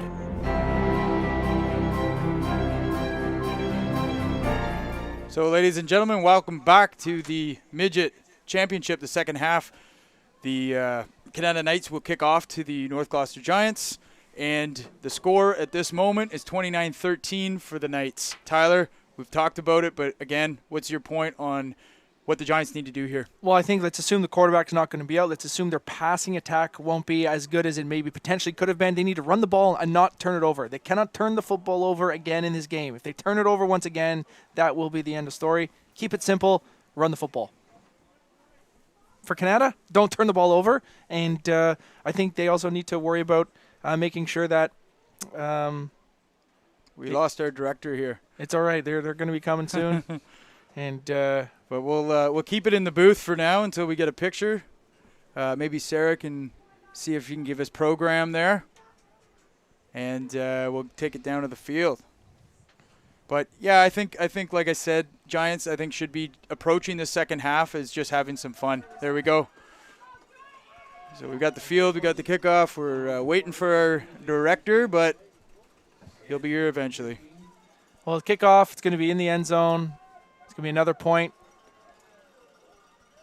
1 point for Canada Knights. Nathan Coleman kicking out of the end zone. That's a great boot. Left-footed kicker with a huge boot. As a reminder, folks, as well, when this game is complete, please do not go onto the field. The players will come and see you after the trophy presentation and the MVPs as well. So please stay on this side of the fence. So that's going to be on the 35-yard line. The Giants are going to get the football, and they're going to be trying to maintain possession and stay in this football game and not turn the football over and score some touchdowns, because they're going to need some points because they're down by 17 and they've had no success on the big play. They've gotten their points from turnovers, good field position, converting on there, and also a nice play, nice drive by Tetro at the end of the first half. Yeah, great touchdown toss. And we're going to have – this is what they're going to need to do. They're going to need to run the ball with Tetro and Rojan Wilson. I'd have them both in the backfield, have fake into one and give them to the other. Well, Rojan on the across. He brings it up, gets a couple. But it's temperatures dropping here this evening. Yep. Fortunately for the players and the camera ops, it's not raining. Yes. It's terrible. It's really chilly out there, though, I got to say. It's really chilly out there. It's really cold. The wind is super. It's howling, and gotta. You can't get out there? No. It's just not coming through. Really? It's broken. 2nd and 9 here. And Baptiste with a great run. And that's going to be a first down.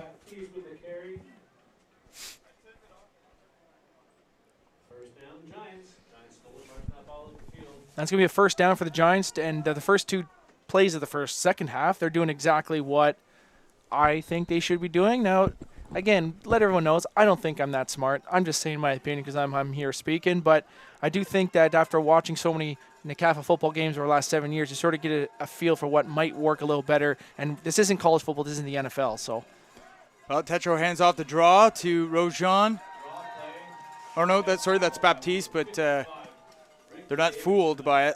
You know, that's one of those plays that that works when there's a threat to pass. But if there's no threat to pass, the defense is not going to be worried about that. So, again, one of those plays that looks good. I'm a defensive guy, but I would always like to have an offense that you can go under center. I think sometimes it's way too much shotgun these days. Yeah. It works if you have that type of offense, but just to run the ball out of the shotgun all the time, Yeah. you're starting 5 yards deep in the backfield. Yeah. I've never done it, so I can't speak on it. So this seems to be what they've got right now. Tetro on the quarterback keep draw. And again, this is going to be tough sledding here because the defense for Canada, they can smell blood. They have an opportunity to close this out and win a championship. And when the defense has that opportunity and they smell that the offense may be struggling, their starting quarterback is out, then they're going to be able to attack and keep attacking. So, and the fans are starting to go crazy here and we got a good crowd out here in this bad weather for game. Sure. I see I'm Dan impressive. LaChance, Amy Kirkpatrick, Brian, all in front of us here, hoping that their Knights can hold on and win themselves a midget championship. And how big would this be? I don't want to say that this game is over, but because it's far from over. But what would it mean to Canada to turn around? They were the worst placed team for many years at the midget division. They considered maybe folding it at times because it's been a drain on their program. And now to be in a position with Valentino, a seasoned kid that grew up through the Knights program, what would that mean for the Canada Knights? You know, it's one of those things that like winning a championship at the higher levels is more a culmination of many years of hard work rather than a successful season a lot of times. And number 11 tried to pick up his mouth guard, and Gravel's going to get stiff-armed a bit, but he still makes the play and gets out of bounds, and that's a good play by Denny Ferdinand. Yeah, that's Denny Ferdinand on the return. Brings it up to midfield. Just past midfield into the opponent's territory. The Knights are going to take over, and I'm going to tell you right now, they are going to be pressing because the Knights have an opportunity to put this game away quickly here. And if they can score another touchdown with the way that the offense is going, I really feel the only chance that the Giants have is going to get a turnover here in defense and try to convert something in the next few drives. And if they're not able to do that, it's going to be all she wrote. So Valentino just falls on the ball, which is a smart move. He's mishandled it a few times, twice to be exact, so this is the third. And this time, instead of trying to pick it up, he just falls on it. Because last time it led to a touchdown the other way. That's so right. At this point in the game, you just want to get down and make sure that there is no turnover here. So now we got 2nd and 15. Again, the Knights need to just run this football and don't try to do anything funny here. And they're going to go screen pass. That's like a run pass. So that's to Armando, who is tackled violently by number 42. Jared Wilkinson with the big play there. He's a big boy, and that's a nice play. Looked worse. It's not a dirty play. Just sort of got wrapped around his chest. And no, he's a strong kid. Yep. And sometimes when you get a player stood up like that, it's you want to like throw him to the ground violently. It looks a little bad, but it does. But a clean play. That sets up 3rd and long for the West Ottawa Knights. Valentino looking to pass. He's got somebody deep. Over the middle to Matt LaChance, who makes the catch and gets the first down. Like, that is just such a brave throw. In my whole life, I don't think I've ever been able to make a throw like that. Across the middle, between the defenders, that's a hard throw. Yeah. That's an incredible throw. It was. Jared Valentino consistently impresses. You don't really see these days too many pocket passers, just like gun-slinging pocket passers. And that is Jared Valentino. He stands there and he throws the ball like Dan Marino. He reminds me of Dan Marino the way he throws, sort of like a little flick of the wrist. Yeah, for sure. I see that. Oh, and he hits Ferdinand. Like, that is a great football. Those are two great footballs. Let's have a look at that first one, Tyler. LaChance, a seasoned veteran, but that ball was exactly where it needed to be. And again, people will say it was a little behind him. It needed to be a little bit behind him because the defender was ahead of him. That's just a perfect throw. So 7 minutes left, 30-13. My apologies. The scoreboard changed there. And he's going deep right now. And this is Ferdinand. He's not going to be game. It was a little bit underthrown, but that's good defense by the Giants. And that's one of those things that, in a game where you're losing 30-13, you might not think that teams are playing well defensively. But overall, there has been some moments for the Giants defensively. And that was a good one right there. They were right there, and there was no chance for a completion.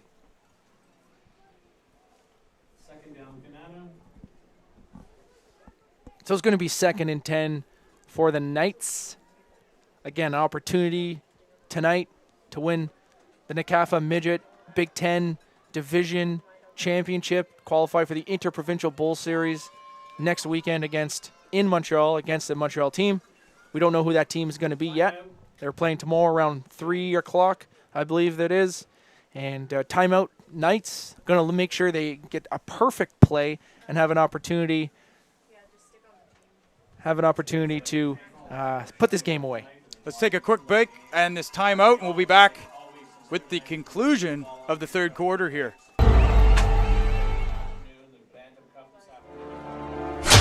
There comes a moment when every man must declare their allegiance.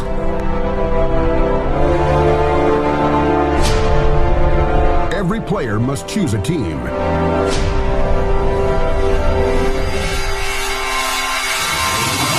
Must choose what they stand for.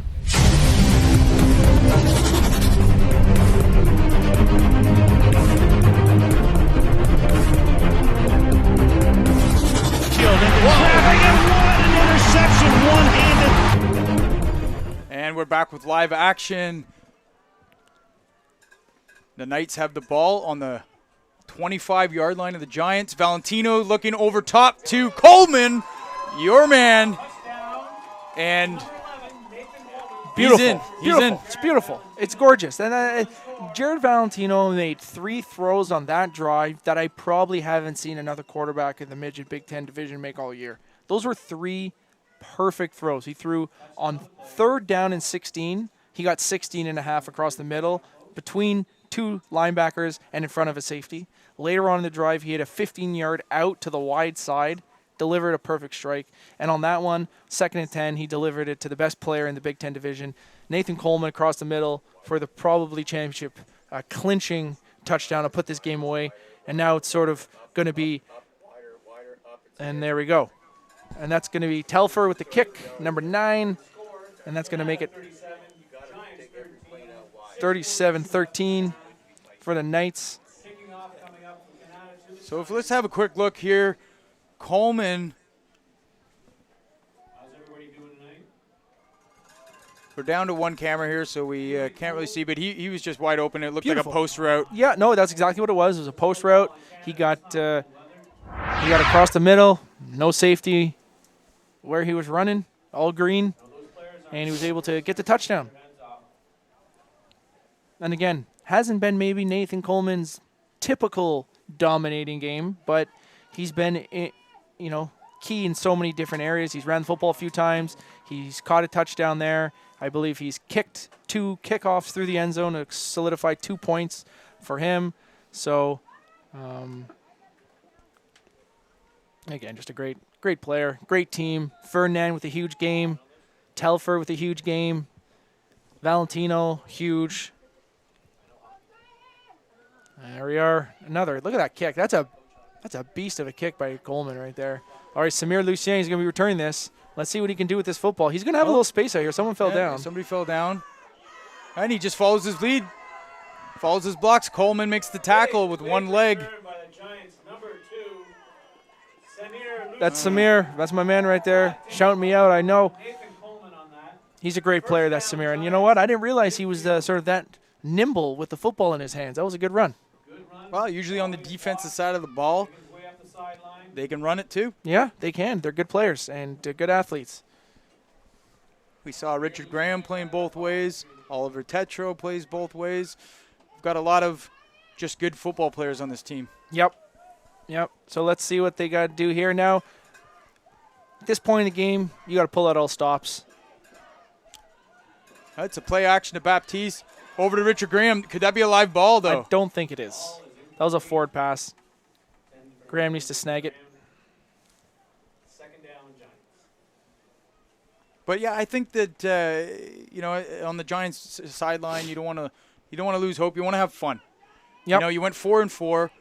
I think it's fortunate that they're in this championship game. Yeah. Yep. And they should have fun because you still got about a quarter and a half here left to play, and this is the prime of their football career. It's they great. should be having fun here. It is, and it's freezing. I know that you're losing and it's freezing. It doesn't feel good, but you got to get in there and do your thing. That's a handoff up the middle. Once again, I I don't like to repeatedly kick dead animals, which is that horse I keep speaking of. But if they would have continuously run the football tonight, I really feel they could have had a lot better fate because they've been good running the football. And you don't see the gains too quickly.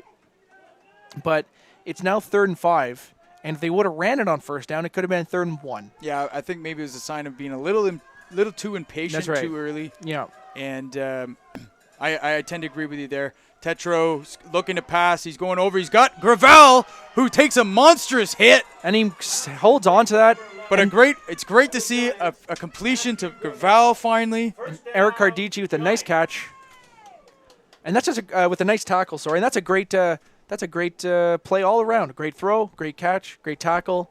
No penalty on the play, which we always talk about every time there's a maybe hit. We're always like, okay, was there a flag? But good job there all around. Oh. Receiver fell down. He went to throw it, receiver fell down. I thought that was supposed to be a direct snap to Baptiste. No, he got the ball and he was about to throw it. It looked like Oliver was a little surprised that he had the ball. No, he went to throw it and the receiver was down. He was surprised there was no one standing there.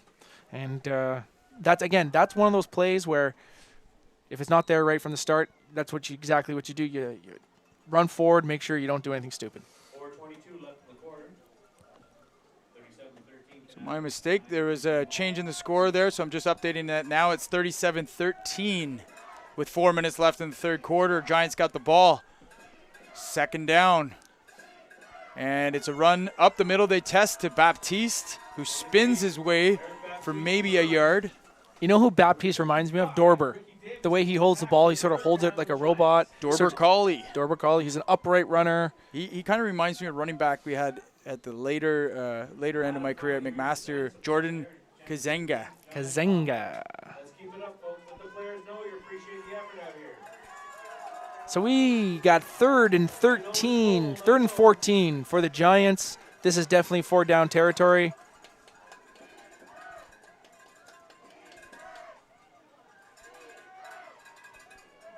And another open receiver, that's Wilson, who's down to the 1 yard line, but they're getting open here. Again, that's a great throw. I think that was the exact same play they ran at the end of the last drive. And a great throw by Tetro. And it looks like he's having a bit of fun out there. He's back to his old position at quarterback, leading his team, making some plays. Yep, no, this is... and you got to think that they're going to give it to Baptiste here. You know, if you would have told me at the start of the game the Giants would have been able to score 20 points, I would have said they would have had a good chance to be in it. Yeah. But when you add that 20 points with 3 turnovers... it's Tetro with a keep. He's going to get in. He's in. Oh, no signal yet. Oh, come on. It certainly looked like it was from here, but... Holy Lord. That referee's got good eyes. Looked it from here, he was a lot closer. But I want to take a minute and go quickly to the replay of that last big completion. Yeah, nice play action. Nice play action. Kind of freezes the linebackers, and as Wilson just gets free back there. You got to get in there, my friend. So back to live action and really there quick, he is. And they're going to get it.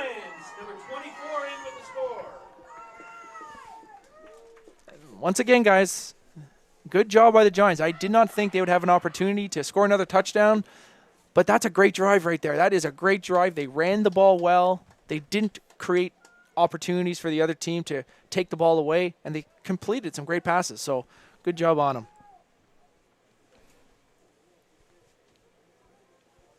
So the score 37-19, the extra point coming. It's a high snap. He doesn't get it down. Richard Graham tosses it, but that's going to be pass interference. Oh, Samir Lucien with a huge catch. Wow. Great play by Samir right there. Samir Lucien with the reception. But it looked like he was all over him on the coverage. It was definitely pass interference. He didn't. But he still got it. Let's see what the flag is, folks.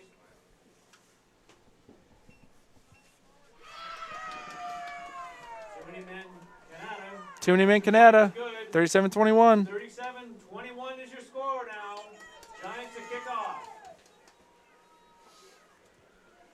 See, Giants fans, show some support. These guys will move that ball for you. 37-21 for the West Ottawa Knights. Great drive by the Giants right there. Now let's see if they can come away. What I would really like to see from the Giants right here is an interception. I would love for them to see get an interception. We know that Valentino's going to probably throw 2 of the 3 plays here on this this beginning of the drive, and you want to try to get your hands up, create a tip, get that ball, get a touchdown. If you can make this 37-28 going into the fourth quarter, yeah, that's all you can really want to do. Yeah, for sure. So but you still got to stop this offense. You still got to stop this offense, but the best way to stop it is to keep them off the field. So you got to find a way to make it happen, you know. So they're going to be kicking it off from it's 54-yard line. So it must have been a 11-yard penalty. We said it was too many would be 10 yards though. So there was a late hit. Oh, there's a late hit after it too. So Giants going for the onside kick. It's a nice one. If they can tip it out of bounds, which I think they do. I think they got it. It's a good chance that they're going to give it. Are the refs going to? Giants ball. Giants ball. So a perfectly executed onside kick. Great kick by 88. And the heads up play to know that you just need to touch it to get it out of bounds. He kind of volleyballed it out. And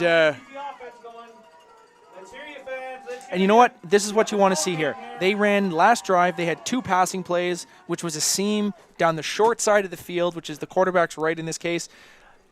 This is what I would do here. You run that exact same play, backside. You run a deep pattern. You look over there. They're going to be looking for it, and you throw it back the other side.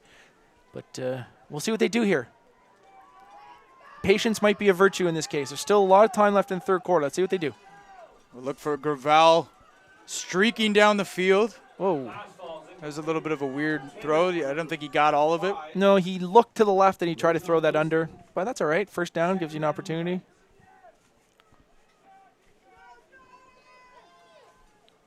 It's going to be 2nd and 10. And the Giants are in this game. This is great. This has been a better game than I anticipated. I thought it was going to be a lot more one-sided. Yeah. I really did. But the Giants are right there and an opportunity to make it even closer. So, bad snap, low. Oh, he could have given it to That's all right. Rashawn, I like that. But Tetro just takes it off along the right side there himself. It's going to be 3rd down and 3 or 4 yards coming up here. And again, this is the opportunity. So what has worked here so far? Well, running has worked. So now you got running has worked, but on 3rd and 3, 3rd and 4. I think 3rd and 3 right here. I think you run a play where this might be a good opportunity to pull something out of the bag. Again, I don't think there's too much going on with the creativity of the offense because they have their backup quarterback in, but you want to get the ball in Baptiste's hands. I don't think he's had the ball in the second half, maybe a couple runs, but let's get the ball to Baptiste's hands, see if he can convert. And they do. And he converts. Good run. He can get the first down there. He's close. I think he reached for it, got the yellow line, I think. I think it's going to be a favorable spot by the looks of it. First down. Yeah, they look confident. So first down, Giants. Yes, it is. 37-21, 24 seconds left in the third quarter. They have had success getting some people open. They have. Downfield. So they have. So what they want to do right now. I'd be looking to Gravel on maybe a corner route. This is the last play of the third quarter. And you might be, I don't know how the wind is down there. I don't know if you're with it or against it. It's Denny Ferdinand that's on coverage on Matt Gravel in the slot. He's going to throw it over to Richard Graham just on a swing pass, and he breaks the first 2 tackles and at least salvages that play. But they're playing a little bit of backyard football there. You know what? Some of those that's just a broken play sort of type of thing, but they didn't lose any yards, and they're still alive. So if we go back to the road to the Provincial Bowl, you saw the Raftsmen losing their wild card matchup to the LaSalle Warriors 28-7, but a great season for the Orleans Raftsmen. And the St. Leonard Cougars, who actually beat the Giants in Week 1, their Week 1 matchup, 20-6 to advance and face the Mustangs, who took them out by a score of 16-0. On the other side, the Warriors fell to the Sun Youth Hornets by a score of 37-13. They will face the Mustangs in their championship game tomorrow. And, of course, Canada Knights and the Giants we have for you right here. We're entering the fourth quarter. Here we go. Of NCAFA football. I think we're going to have 2nd and 10 here. Tetro goes over top.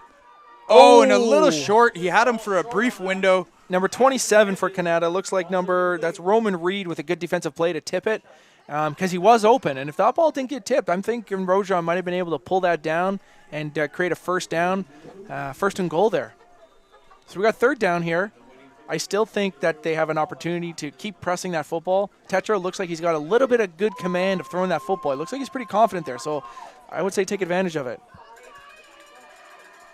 He's going over the top to Gravel, who tries to one-hand it Odell Beckham style, but it was a little bit too far behind for him to be able to get a good grasp on the one hand. And it falls incomplete. So, again, I think they're coming out with a field goal. I think that's just not the right call here. If you break down the scoreboard, making it 30, right now it's 9-16. That's 2 point. That's a 2-possession game right there. A field goal, 13 points is still 2 possessions. And you know what? Just from an attitude standpoint, they're punting. They're actually maybe going to fake a punt here. May try that onside thing. Yeah, they're going to fake the punt to Samir, who actually gets it to Wilson, but he's going nowhere. And I think they would have been better off to run an offensive play. We always talk about this. If that's what their call was, I know their call wasn't to ladder, but just run an offensive play. That will give you a lot better chance. The only time a special teams fake is a good time is when they don't think you're going to fake it. There's not in a situation for you to fake it. So, again, one of those calls that's it's never perfect. I will say though, I've been impressed with the offensive line for the Giants. Yeah, I think for the amount of times they've been passing the ball, they've kept the pressure in the pocket fairly stable. And that's Armando, who's got some room. He's stripped, but he's going to fall back on it. Wow. That could have been scooped and scored the other way for a 6. That's one of those bouncing balls that it bounces right up for the defender, and they get it. Good play by him to just jump on that one. You know, and that's one of those plays where I know the coaches always tell you to transfer it to the outside hand, but the transfer led to the position. Oh, and it's cold too, right? That's it. You know, it's almost just like get 2 hands on it. Don't worry about what hand it's in. Just make sure 2 hands is on in that play. You run the ball to be conservative, and then you fumble it.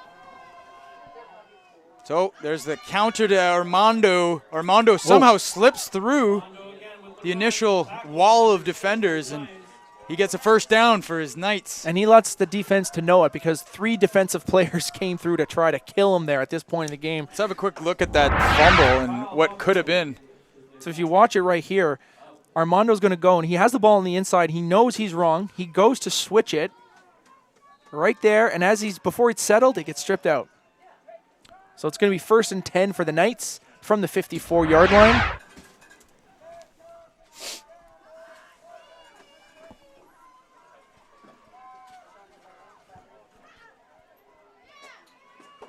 Coleman on the outside, stiff arm somebody. He gets a couple yards. That's Darius McKenzie on the tackle. And that's a good player too. And that's the type of plays that you're gonna need from your defense. You're gonna need to minimize the positions and get to 3rd down on defense. You want to get them to 3rd down and hope for something good to happen. 9 minutes and 30 seconds left in the game, ladies and gentlemen. 2nd down and 9 for the West Ottawa Knights. So you got Telfer telling the crowd to be quiet. They're on offense right now. Oh! And it is a predominantly Canada crowd here. I would kind of and Kyle Botello lean to the big hit right there. We are in the West End at Nepean Sportsplex. We are in the West End of the Sportsplex. Yep. It's a big hockey tournament going on. There was hometown hockey at Algonquin College tonight. Oh, excellent. Rod McLean's in town. Sens played a close hockey game today. Oh, did they? Yeah. No, they lost 9-2. Oh, who are they playing? Buffalo. Not good, but afternoon game always weird. Young guys. Yeah, the honeymoon phase of the season's over, I think. That's right. It's a handoff to Armando. He's wrapped up by McKenzie again. So now this is what you want as a defense. You got 4th down. You got 2 opportunities left. 2 or 3 opportunities on offense, and you need 2 touchdowns and 2 2-point conversions here. So what you want to do right here, you know what I'm doing if I'm Canada here? I'm going for it. You want to know why? Because you play to win the game. And it's championship. You know, it's 4th and 4. You're inside the zone. You know, you're going to punt it. Now, this is a good chance. This is a good chance for maybe a fake. This could be a good time for a fake. We talked about that Coleman side. Let's see. You'd hope that they watch some film and it's a bad snap. Disaster strikes. And Coleman scoops it up, runs to his right side, and just kicks it out of bounds. Actually, it's picked up by, I think that's McKenzie there, but good field position. They're starting. The Giants are starting with a short field. No, it's not, because it was a flag because he roughing the kicker. Roughing the kicker? Yeah. He punted the football, and the guy decked him. Oh, God. I know. I think once all hell breaks loose, you got to consider him a runner. Why there's no pocket for the kicker, is there? If it was first down on the offense and he decided to kick it as he was getting hit, would that be roughing the kicker? Well, technically. But would it get called? Well, that's the different story. But that was a clearly punting situation. But I don't know. Maybe he's going to pick up the flag. I don't know. To me, I don't know if I've ever seen that called. That's an interesting. So it's first down, situation. Canada. First down, Canada. First down, Canada. Roughing the kicker. Don't agree with that one. Well, no, it's the right call, I think. It's one of those calls that's just, you don't really see it too often because there's not too many times where there's a bad snap and the guy picks it up and punts. It doesn't really happen that much. But theoretically speaking, he's a kicker. Yeah. And you can't touch him. And he got decked. But again, I don't think the defender, they're explaining it to the defense right now. Again, I'm not saying I know the rule, but I'm saying. Tetro wants an explanation. I would too. I don't like that one. Unfortunately, based on my knowledge, I think I'm going to go with the referee knowing the rule better than me in that case. Well, having known that too, maybe you can use that to your advantage. Run for a bit.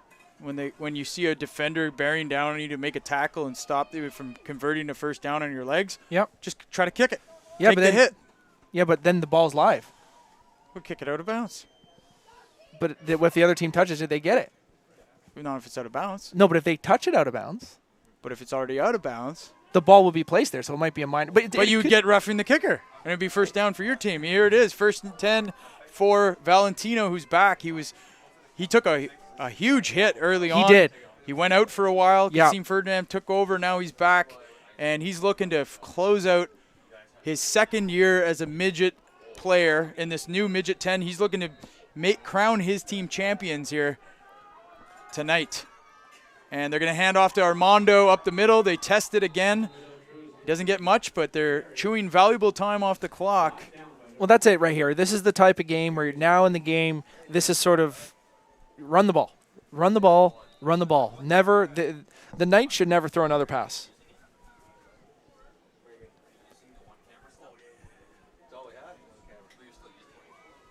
So here we go. 2nd and 9 for the Knights. And they complete one up the middle to Lachance. That's a great play right there. That's a great play and a great catch. He's been very productive tonight for them. It's good to see. I really like this Matt Lachance player.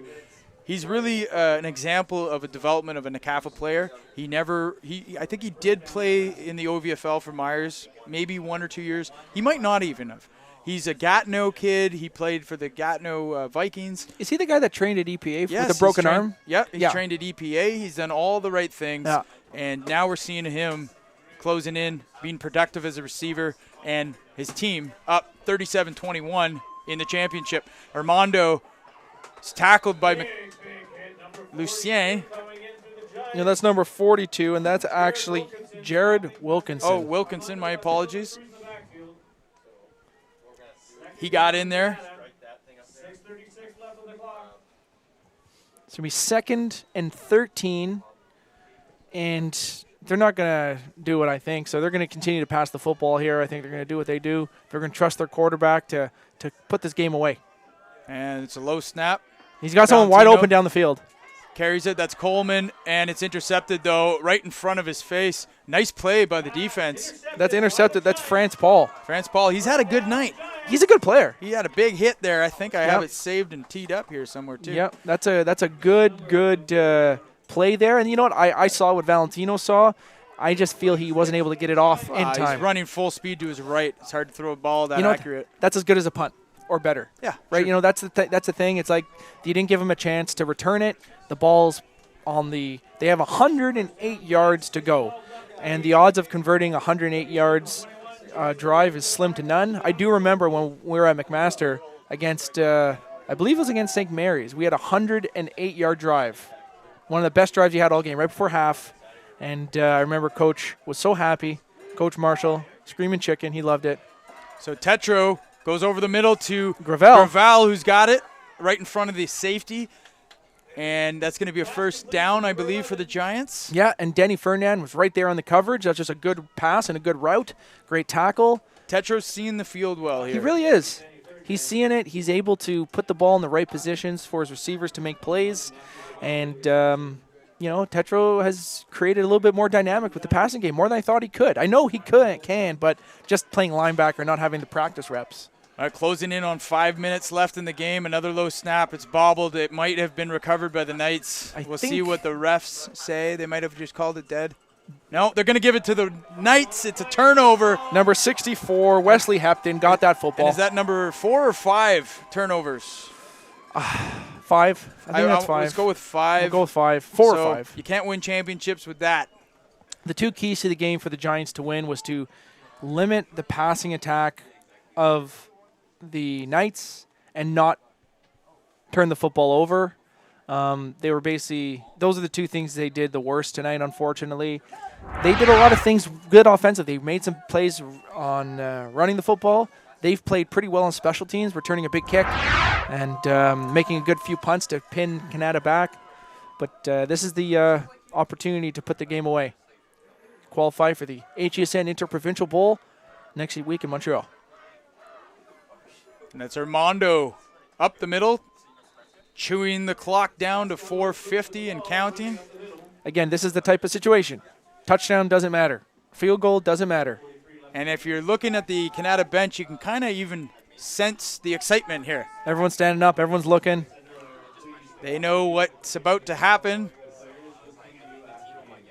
Valentino looking for another score here before we get into the dire minutes of the championship game. It's another run to Armando up the right side off the right tackle. Samir Lucien, these Giants are physical, though, man. I got to say that. I've been impressed with how they're not quitting. When you talk to other teams, they always say, I don't know what it is. Like Giants this year when we played them, they weren't that good, but goddamn, I'm sore. I know. It reminds me of the old Bel Air games. We always talk about playing Bel Air back in the day. It was like, it doesn't matter if you win or you lost. It just hurt. Yeah. So there's a player down on the field. 4 minutes and 10 seconds left in the fourth quarter of this Big Ten Midget Championship football game. I'm looking at all the faces of the people in the stands, and they look frosty, ladies and gentlemen. We're going to step away quickly while they attend to the injured player, and we will be back with the conclusion of the 2018 NCAFA Midget Championship Big Ten Conference.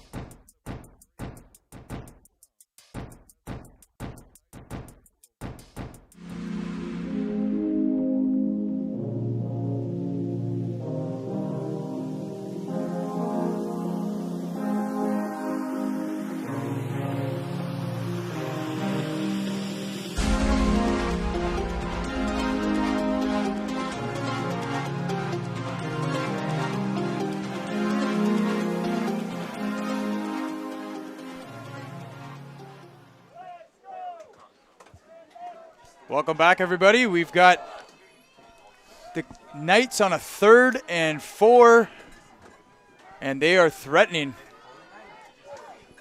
It's 37-21. He throws the out, Valentino that is. It goes incomplete. The intended receiver, I believe, was Telfer. Yep. 3:55 left in the fourth quarter. Like I said, 37-21. And the Knights, they're going to kick a field goal here. The Knights have not lost a game this year. They had a fantastic 2018 campaign after finishing 2017 last place in the old midget setup that we had. Yep. Since then, we have revamped, NCAFA has, and they're looking on closing in and making midget football the new premier division to play as a 16, 17, and 18-year-old. You got 3 years to build a program, and looking to give these kids a great football experience. That field goal is blocked, and it's kicked around. The Knights just jump on it, and it's going to be Giants ball here. But at least as the Giants, they escaped 3 points there. They escaped 3 points, and again, you got to look at it. If they were able to scoop that up, that was Rojan Wilson. He's one of their best running backs. He could have scooped that up. He was gone. And if he's gone, and that's a now one-possession game if they're able to convert that. But 16, yeah, they would have needed 8, so that makes it 29. So let's have a quick look. I don't know. I didn't see that in real time that he was able to have a chance at it. Yeah, I think he just overran it when you look at it. But nice block. Great block. And watch him. He just bunny hopped, he was right out in front of everybody. Just one of those things. Too bad. I don't think people do scoop and score practice anymore. I used to do it all the time. I do it all the time. It's one of my warm-up drills. It's a great one for DBs. Every day. Actually, for all defense, you gotta have it because that ball. A lot of people, if you don't train them, actually, I remember the first time I actually had a drill on it. I was like, oh, there's more to this than just picking up the ball and running. Yeah, you have to drop your hips. You have to drop your hips. That's the key. You got to slow down, drop your hips, and create a little bucket for it. And once you get the hang of it, man, you can pick up some pretty wobbly balls. And it's also one of those things that you want to make sure that you also learn the way the ball bounces. And the more balls you see, the more opportunity you'll have to pick them up. We should probably just stop talking about that. We're getting some chuckles here in the booth. Well, it is football, and it's cold. But it's 3 minutes and 17 seconds left. We're going to have the 3-minute warning after this play. Giants are going to have an opportunity to push the football through the air here. And they run up the middle. They test that interior of the Knights. And the Knights have done a good job with this run attack. I don't think that the Giants have used it enough, but certainly the defense of the West Ottawa team has stayed in their lanes. They've managed their gaps well, and nice pass by Tetro. That's a completion to Gravel, and that's a tackle by number 24, Evan Wakeman. So good job there by the. But we're starting to see some of this Raiders offensive connection from that magical championship that they did in Bantam. Again, they beat the Bell Warriors in the NCAFA A-Cup Bantam Championship, and Matt Gravel had a touchdown or two in that game. He's he's a Mustang though. He's a Mustang before. He's a Mustang, but yes, he's played for the Raiders that year. But it's nice to see, and I like that he's been productive in this game. Wish they could have found him a little bit more earlier in the season, but Tetro just runs this one himself, and he gets close to the first down, maybe a yard or two short. But it's going to be a second and short situation for the Giants, and this is what you were talking about before. Run the ball, whether it's the quarterback or whether it's Baptiste. You're setting yourself up second down, good position. And now maybe you take if you're confident in third down, maybe now's the time to. 2nd and 1 is the best time to take a shot. Exactly. Right? You've got the play action. You run Gravel. Swing pass. That's what they're going to do. He's not getting much time, though. No, he's not. He's got some receivers that could be open if he had maybe another 1 second, 2 seconds. Yep.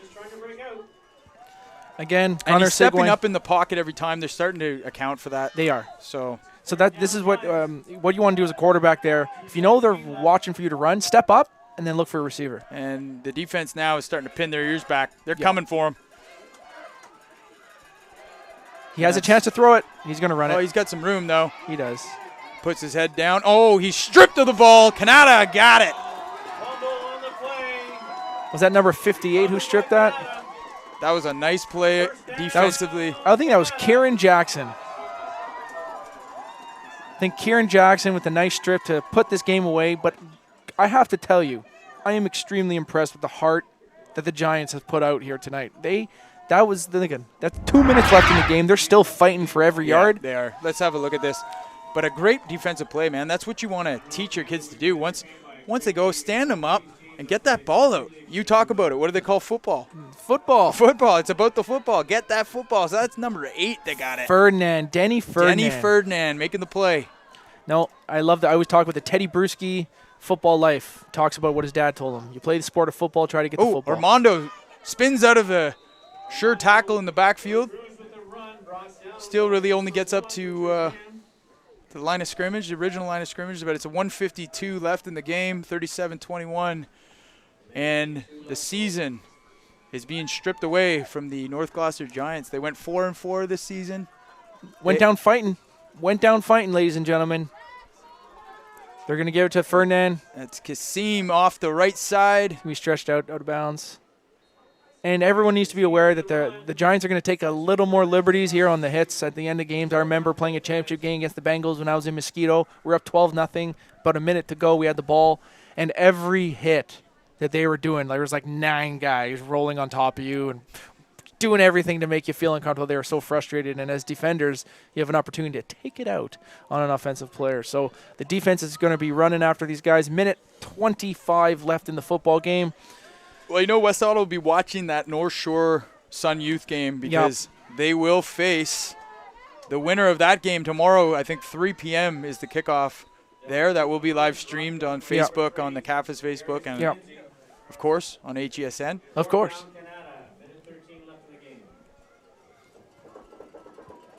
And you can start to feel the energy here of the Canada fans in front of us. Yep. They're starting to anticipate what's to come. Well, they're going to – hopefully the snap is better on this punt. Coleman back to punt. I want to see actually another bad snap and see that situation happen again and see if the roughing the passer happens. I don't think it would. They're offside. A little bit of movement. And it's a high kick that it's going to be out of bounds. Re-kicked out of offside. I don't see any flags now. Yeah, the guy in the far side.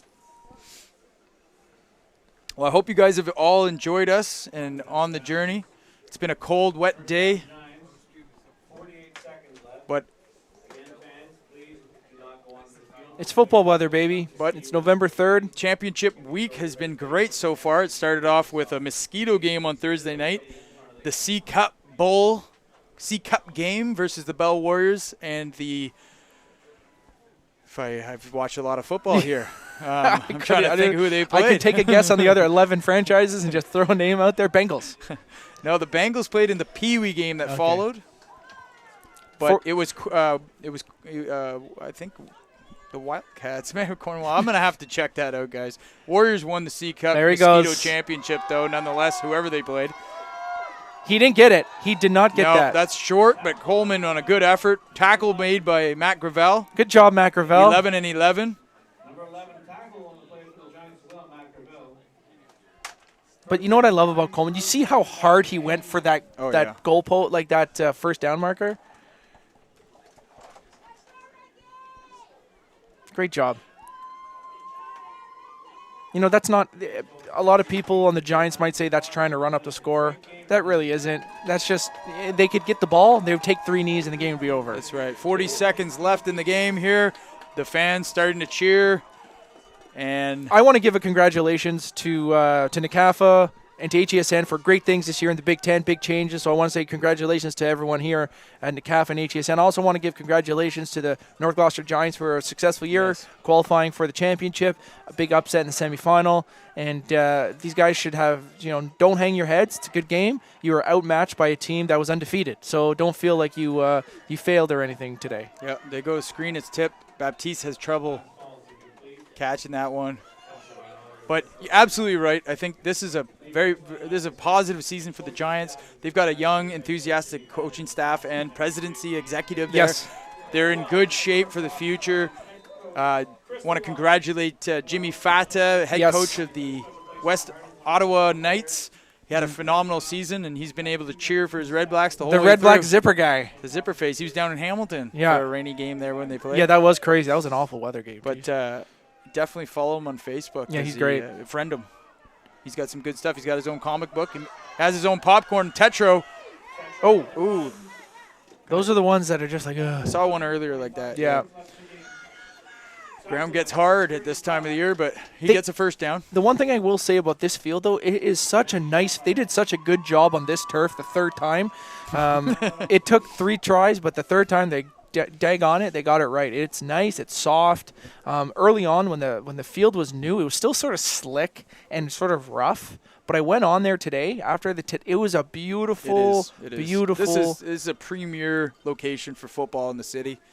We're happy to have this booth. They will need to do some upgrades, though. These stands are starting to get a little worn. The wood is a little rickety. I'd say stands and press box. Press box has 2 outlets and I think like a radiator heater. Yeah. There's no heater in here. There is no heater. Yeah. And the thing is, this angled desk that we have in front of us here, it's the worst thing for drinks that has ever been invented in the time and space, because you can't put anything on there. It puts it on there and it's just angled so much that you think it's going to stand, but it never does, and it always falls.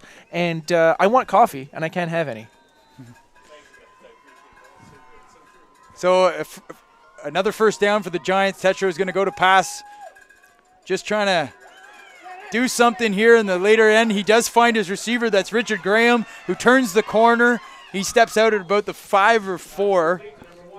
And they're going to try to punch one in here with 15 seconds, and I think they're having some fun, which is nice to see. You know what? I think we got to go back and look at this game in its totality. When we talked about early on in the football game, they need a score on this drive. They can't turn the football over. You take 2 turnovers away from this game, and what do we have here? We have a really big, different game, and this is why people need to understand football is really a game about 1 or 2 plays that really change the tide in a whole game. We talked about them maybe wanting to run the ball a little bit more early on, being a little bit more patient. And Oliver just steps in here with 7 seconds it stops at, but the Giants score another touchdown here, and you like to see that they keep fighting. This shows a lot about these kids that are out here tonight. A lot of them will have the opportunity to continue to play football. Yes. A lot of them, this might be it for them tonight. It could be, and you know, the good thing about the Ottawa football community is that we have something for them next. There is the junior program. There's a great junior tradition here in the city of Ottawa where kids can continue playing, I think, up to the age of 23. If I'm not mistaken, 22, maybe 22 now. They did change the rule, but maybe 23. Around there. So there is an opportunity for kids to keep playing. But the bottom line is, what a great showing by these kids who are playing here tonight. And over the top, he's got Graham for the 2-point conversion. So they are going to have a chance for an onside kick. They theoretically could get the ball back, and that would be an opportunity to maybe do a Hail Mary. And again, I'm going to keep looking back at this game. We had an opportunity. The Giants really did play quite well in the second half. They only gave up 1 touchdown in the second half when you break it down. And that had nothing to do with Canada not trying. Canada made a few mistakes. They weren't able to convert some big plays. Good tackling, good effort plays by these guys to make sure they're not going to give up big. This was a really impressive finish. It's just it's going to sting when they think about the few mistakes they made. Yeah. That's going to cost them. I agree. And, we're never disappointed in the midget final. It always turns out to be good. That. I know. Even in the dark days, I like to call them. Yeah.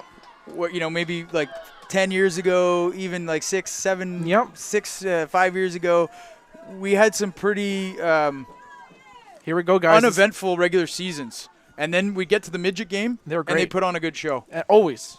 And we have it on. I remember. Do you remember the one when Curly Gaines Jr. played quarterback for the Bengals, and I thought they were going to get this is Bel-Air versus the Bengals, wasn't it?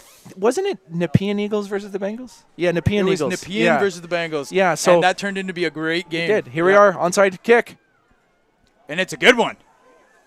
Oh, they got it! That's Giants ball. No flags down. Just go down. They have one play left. 1 play left. Oh, my goodness.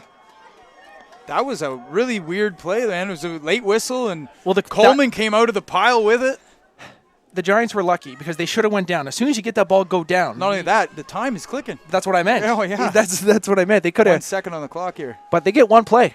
And ladies and gentlemen, we are coming down to the last play. For those who are fans of football, we all can remember our most favorite Hail Mary. A lot of people think about Doug Flutie. What a kick. I'm just looking at the replay here, Tyler. It's a perfect kick. Perfect kick. Richard Graham with it.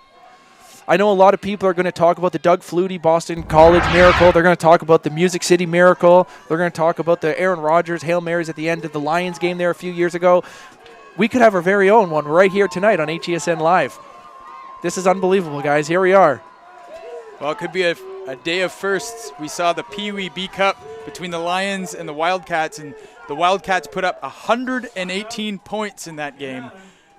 And now it's being called, that game is... Look who's coming in. It's being called Look who's coming in. NCAFA NBA game. Yeah, that's right. 118 to 90 something. But what you're referring to is Alex Lafleur coming out onto the field and maybe as receiver. Maybe as a receiver. That would be smart. Maybe as a receiver. He's a tall kid. No, Tetro's going out. He did play receiver at Franco Cité last season. I think they're going to put him in because I do think he has a bit of a bigger arm than Tetro maybe does. But again, Tetro, as you can see him go off and be greeted by his coaches, what an effort. Unbelievable. What an effort. Unbelievable. You just can't say enough about this kid. I had the pleasure of coaching him at the OPFL with the Panthers. Him and Richard Graham were our best linebackers. We wouldn't have won that championship without him.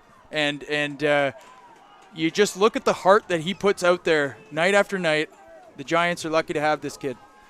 So here we are, guys. This is the final play of the game, barring a penalty on the Knights. So let's see what happens. Alex back. Scrambles. 67's on him. He might catch him. He does from behind. Canada wins. West Ottawa wins the championship. 37-29, and a very exciting finish. We hope that the players that are kind of down are okay, including Alex, who is almost horse-collared to be brought down there. And those are dangerous plays. We'll check, but right now it's the West Ottawa Knights celebrating their first championship, and I don't know how long at the midget division. They will go on to face the winner playing tomorrow between the North Shore Mustangs and the Sun Youth Hornets. And that was a great football game. That was a great football game. There were some lulls. There were some times you thought it could have got away from the Giants, but you know what? These guys fought hard. The quarterback had an opportunity. The quarterback had an opportunity to get the ball in the end zone, but he did. No. Okay, and I think that we just want to make sure that everyone realizes what a special game this really was, what a special season this was for NCAFA and the West Ottawa Knights. They went undefeated. It came down right to the last play of the year, and they like literally it did. And this is an amazing thing. You know, everybody that's on these. Everyone that's on this field needs to be happy, and everyone needs to be thankful that they're playing such a great league like NCAFA and like this Midget Big Ten, and there's some amazing things that happened this year, and congratulations to everyone. I'm sort of at a loss for words because of that ending. It was so intense. It really snuck up there. Like all of a sudden we looked at the scoreboard and realized, wait, they get an onside kick here. They got a shot. And I know that those 2 single points by Nathan Coleman on the kickoffs really came into play here because this was an 8-point game. If this was a 6-point game, a touchdown and a convert would have been a winning play for the Knights. So unbelievable stuff. It's great stuff. We're gonna go to a quick break, and then we are going to have the actual championship ceremony here. My camera and film the trophy presentation. Then we have it because Ethan's cool. Again, congratulations to Nana Knights on a great season, undefeated on down. It died with about 5 minutes left. Good job, man. Also, congratulations to West Ottawa.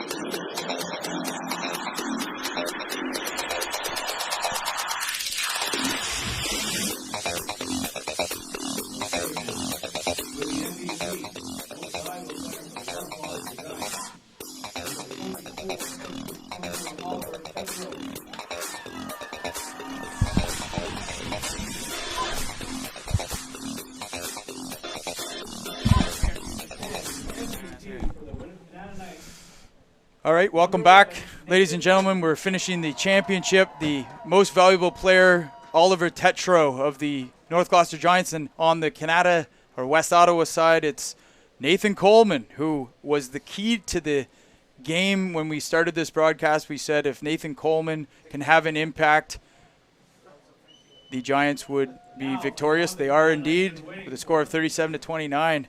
Now the championship midget trophy is being presented by NCAFA President Steve Dean and President of the West Ottawa Knights, Dan Lachance. He must be a proud man right now, and this is great to see.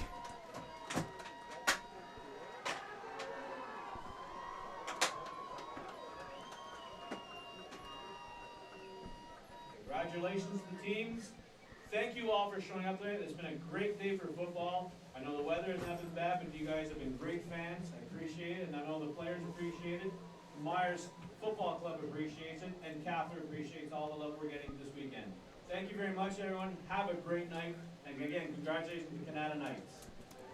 And that will be all for the broadcast tonight. Thank you for joining us tonight, and the special presentation of NCAFA 2018 Midget Championship is in the books. The West Ottawa Knights defeat the Gloucester Giants, North Gloucester Giants, 37-29, and will advance. Tomorrow, the winner between the North Shore Mustangs and the Sun Youth Hornets will determine who the West Ottawa Knights will play in the Interprovincial Bowl next Saturday in Montreal. I'm Jesse Card with HESN. Good night and God bless.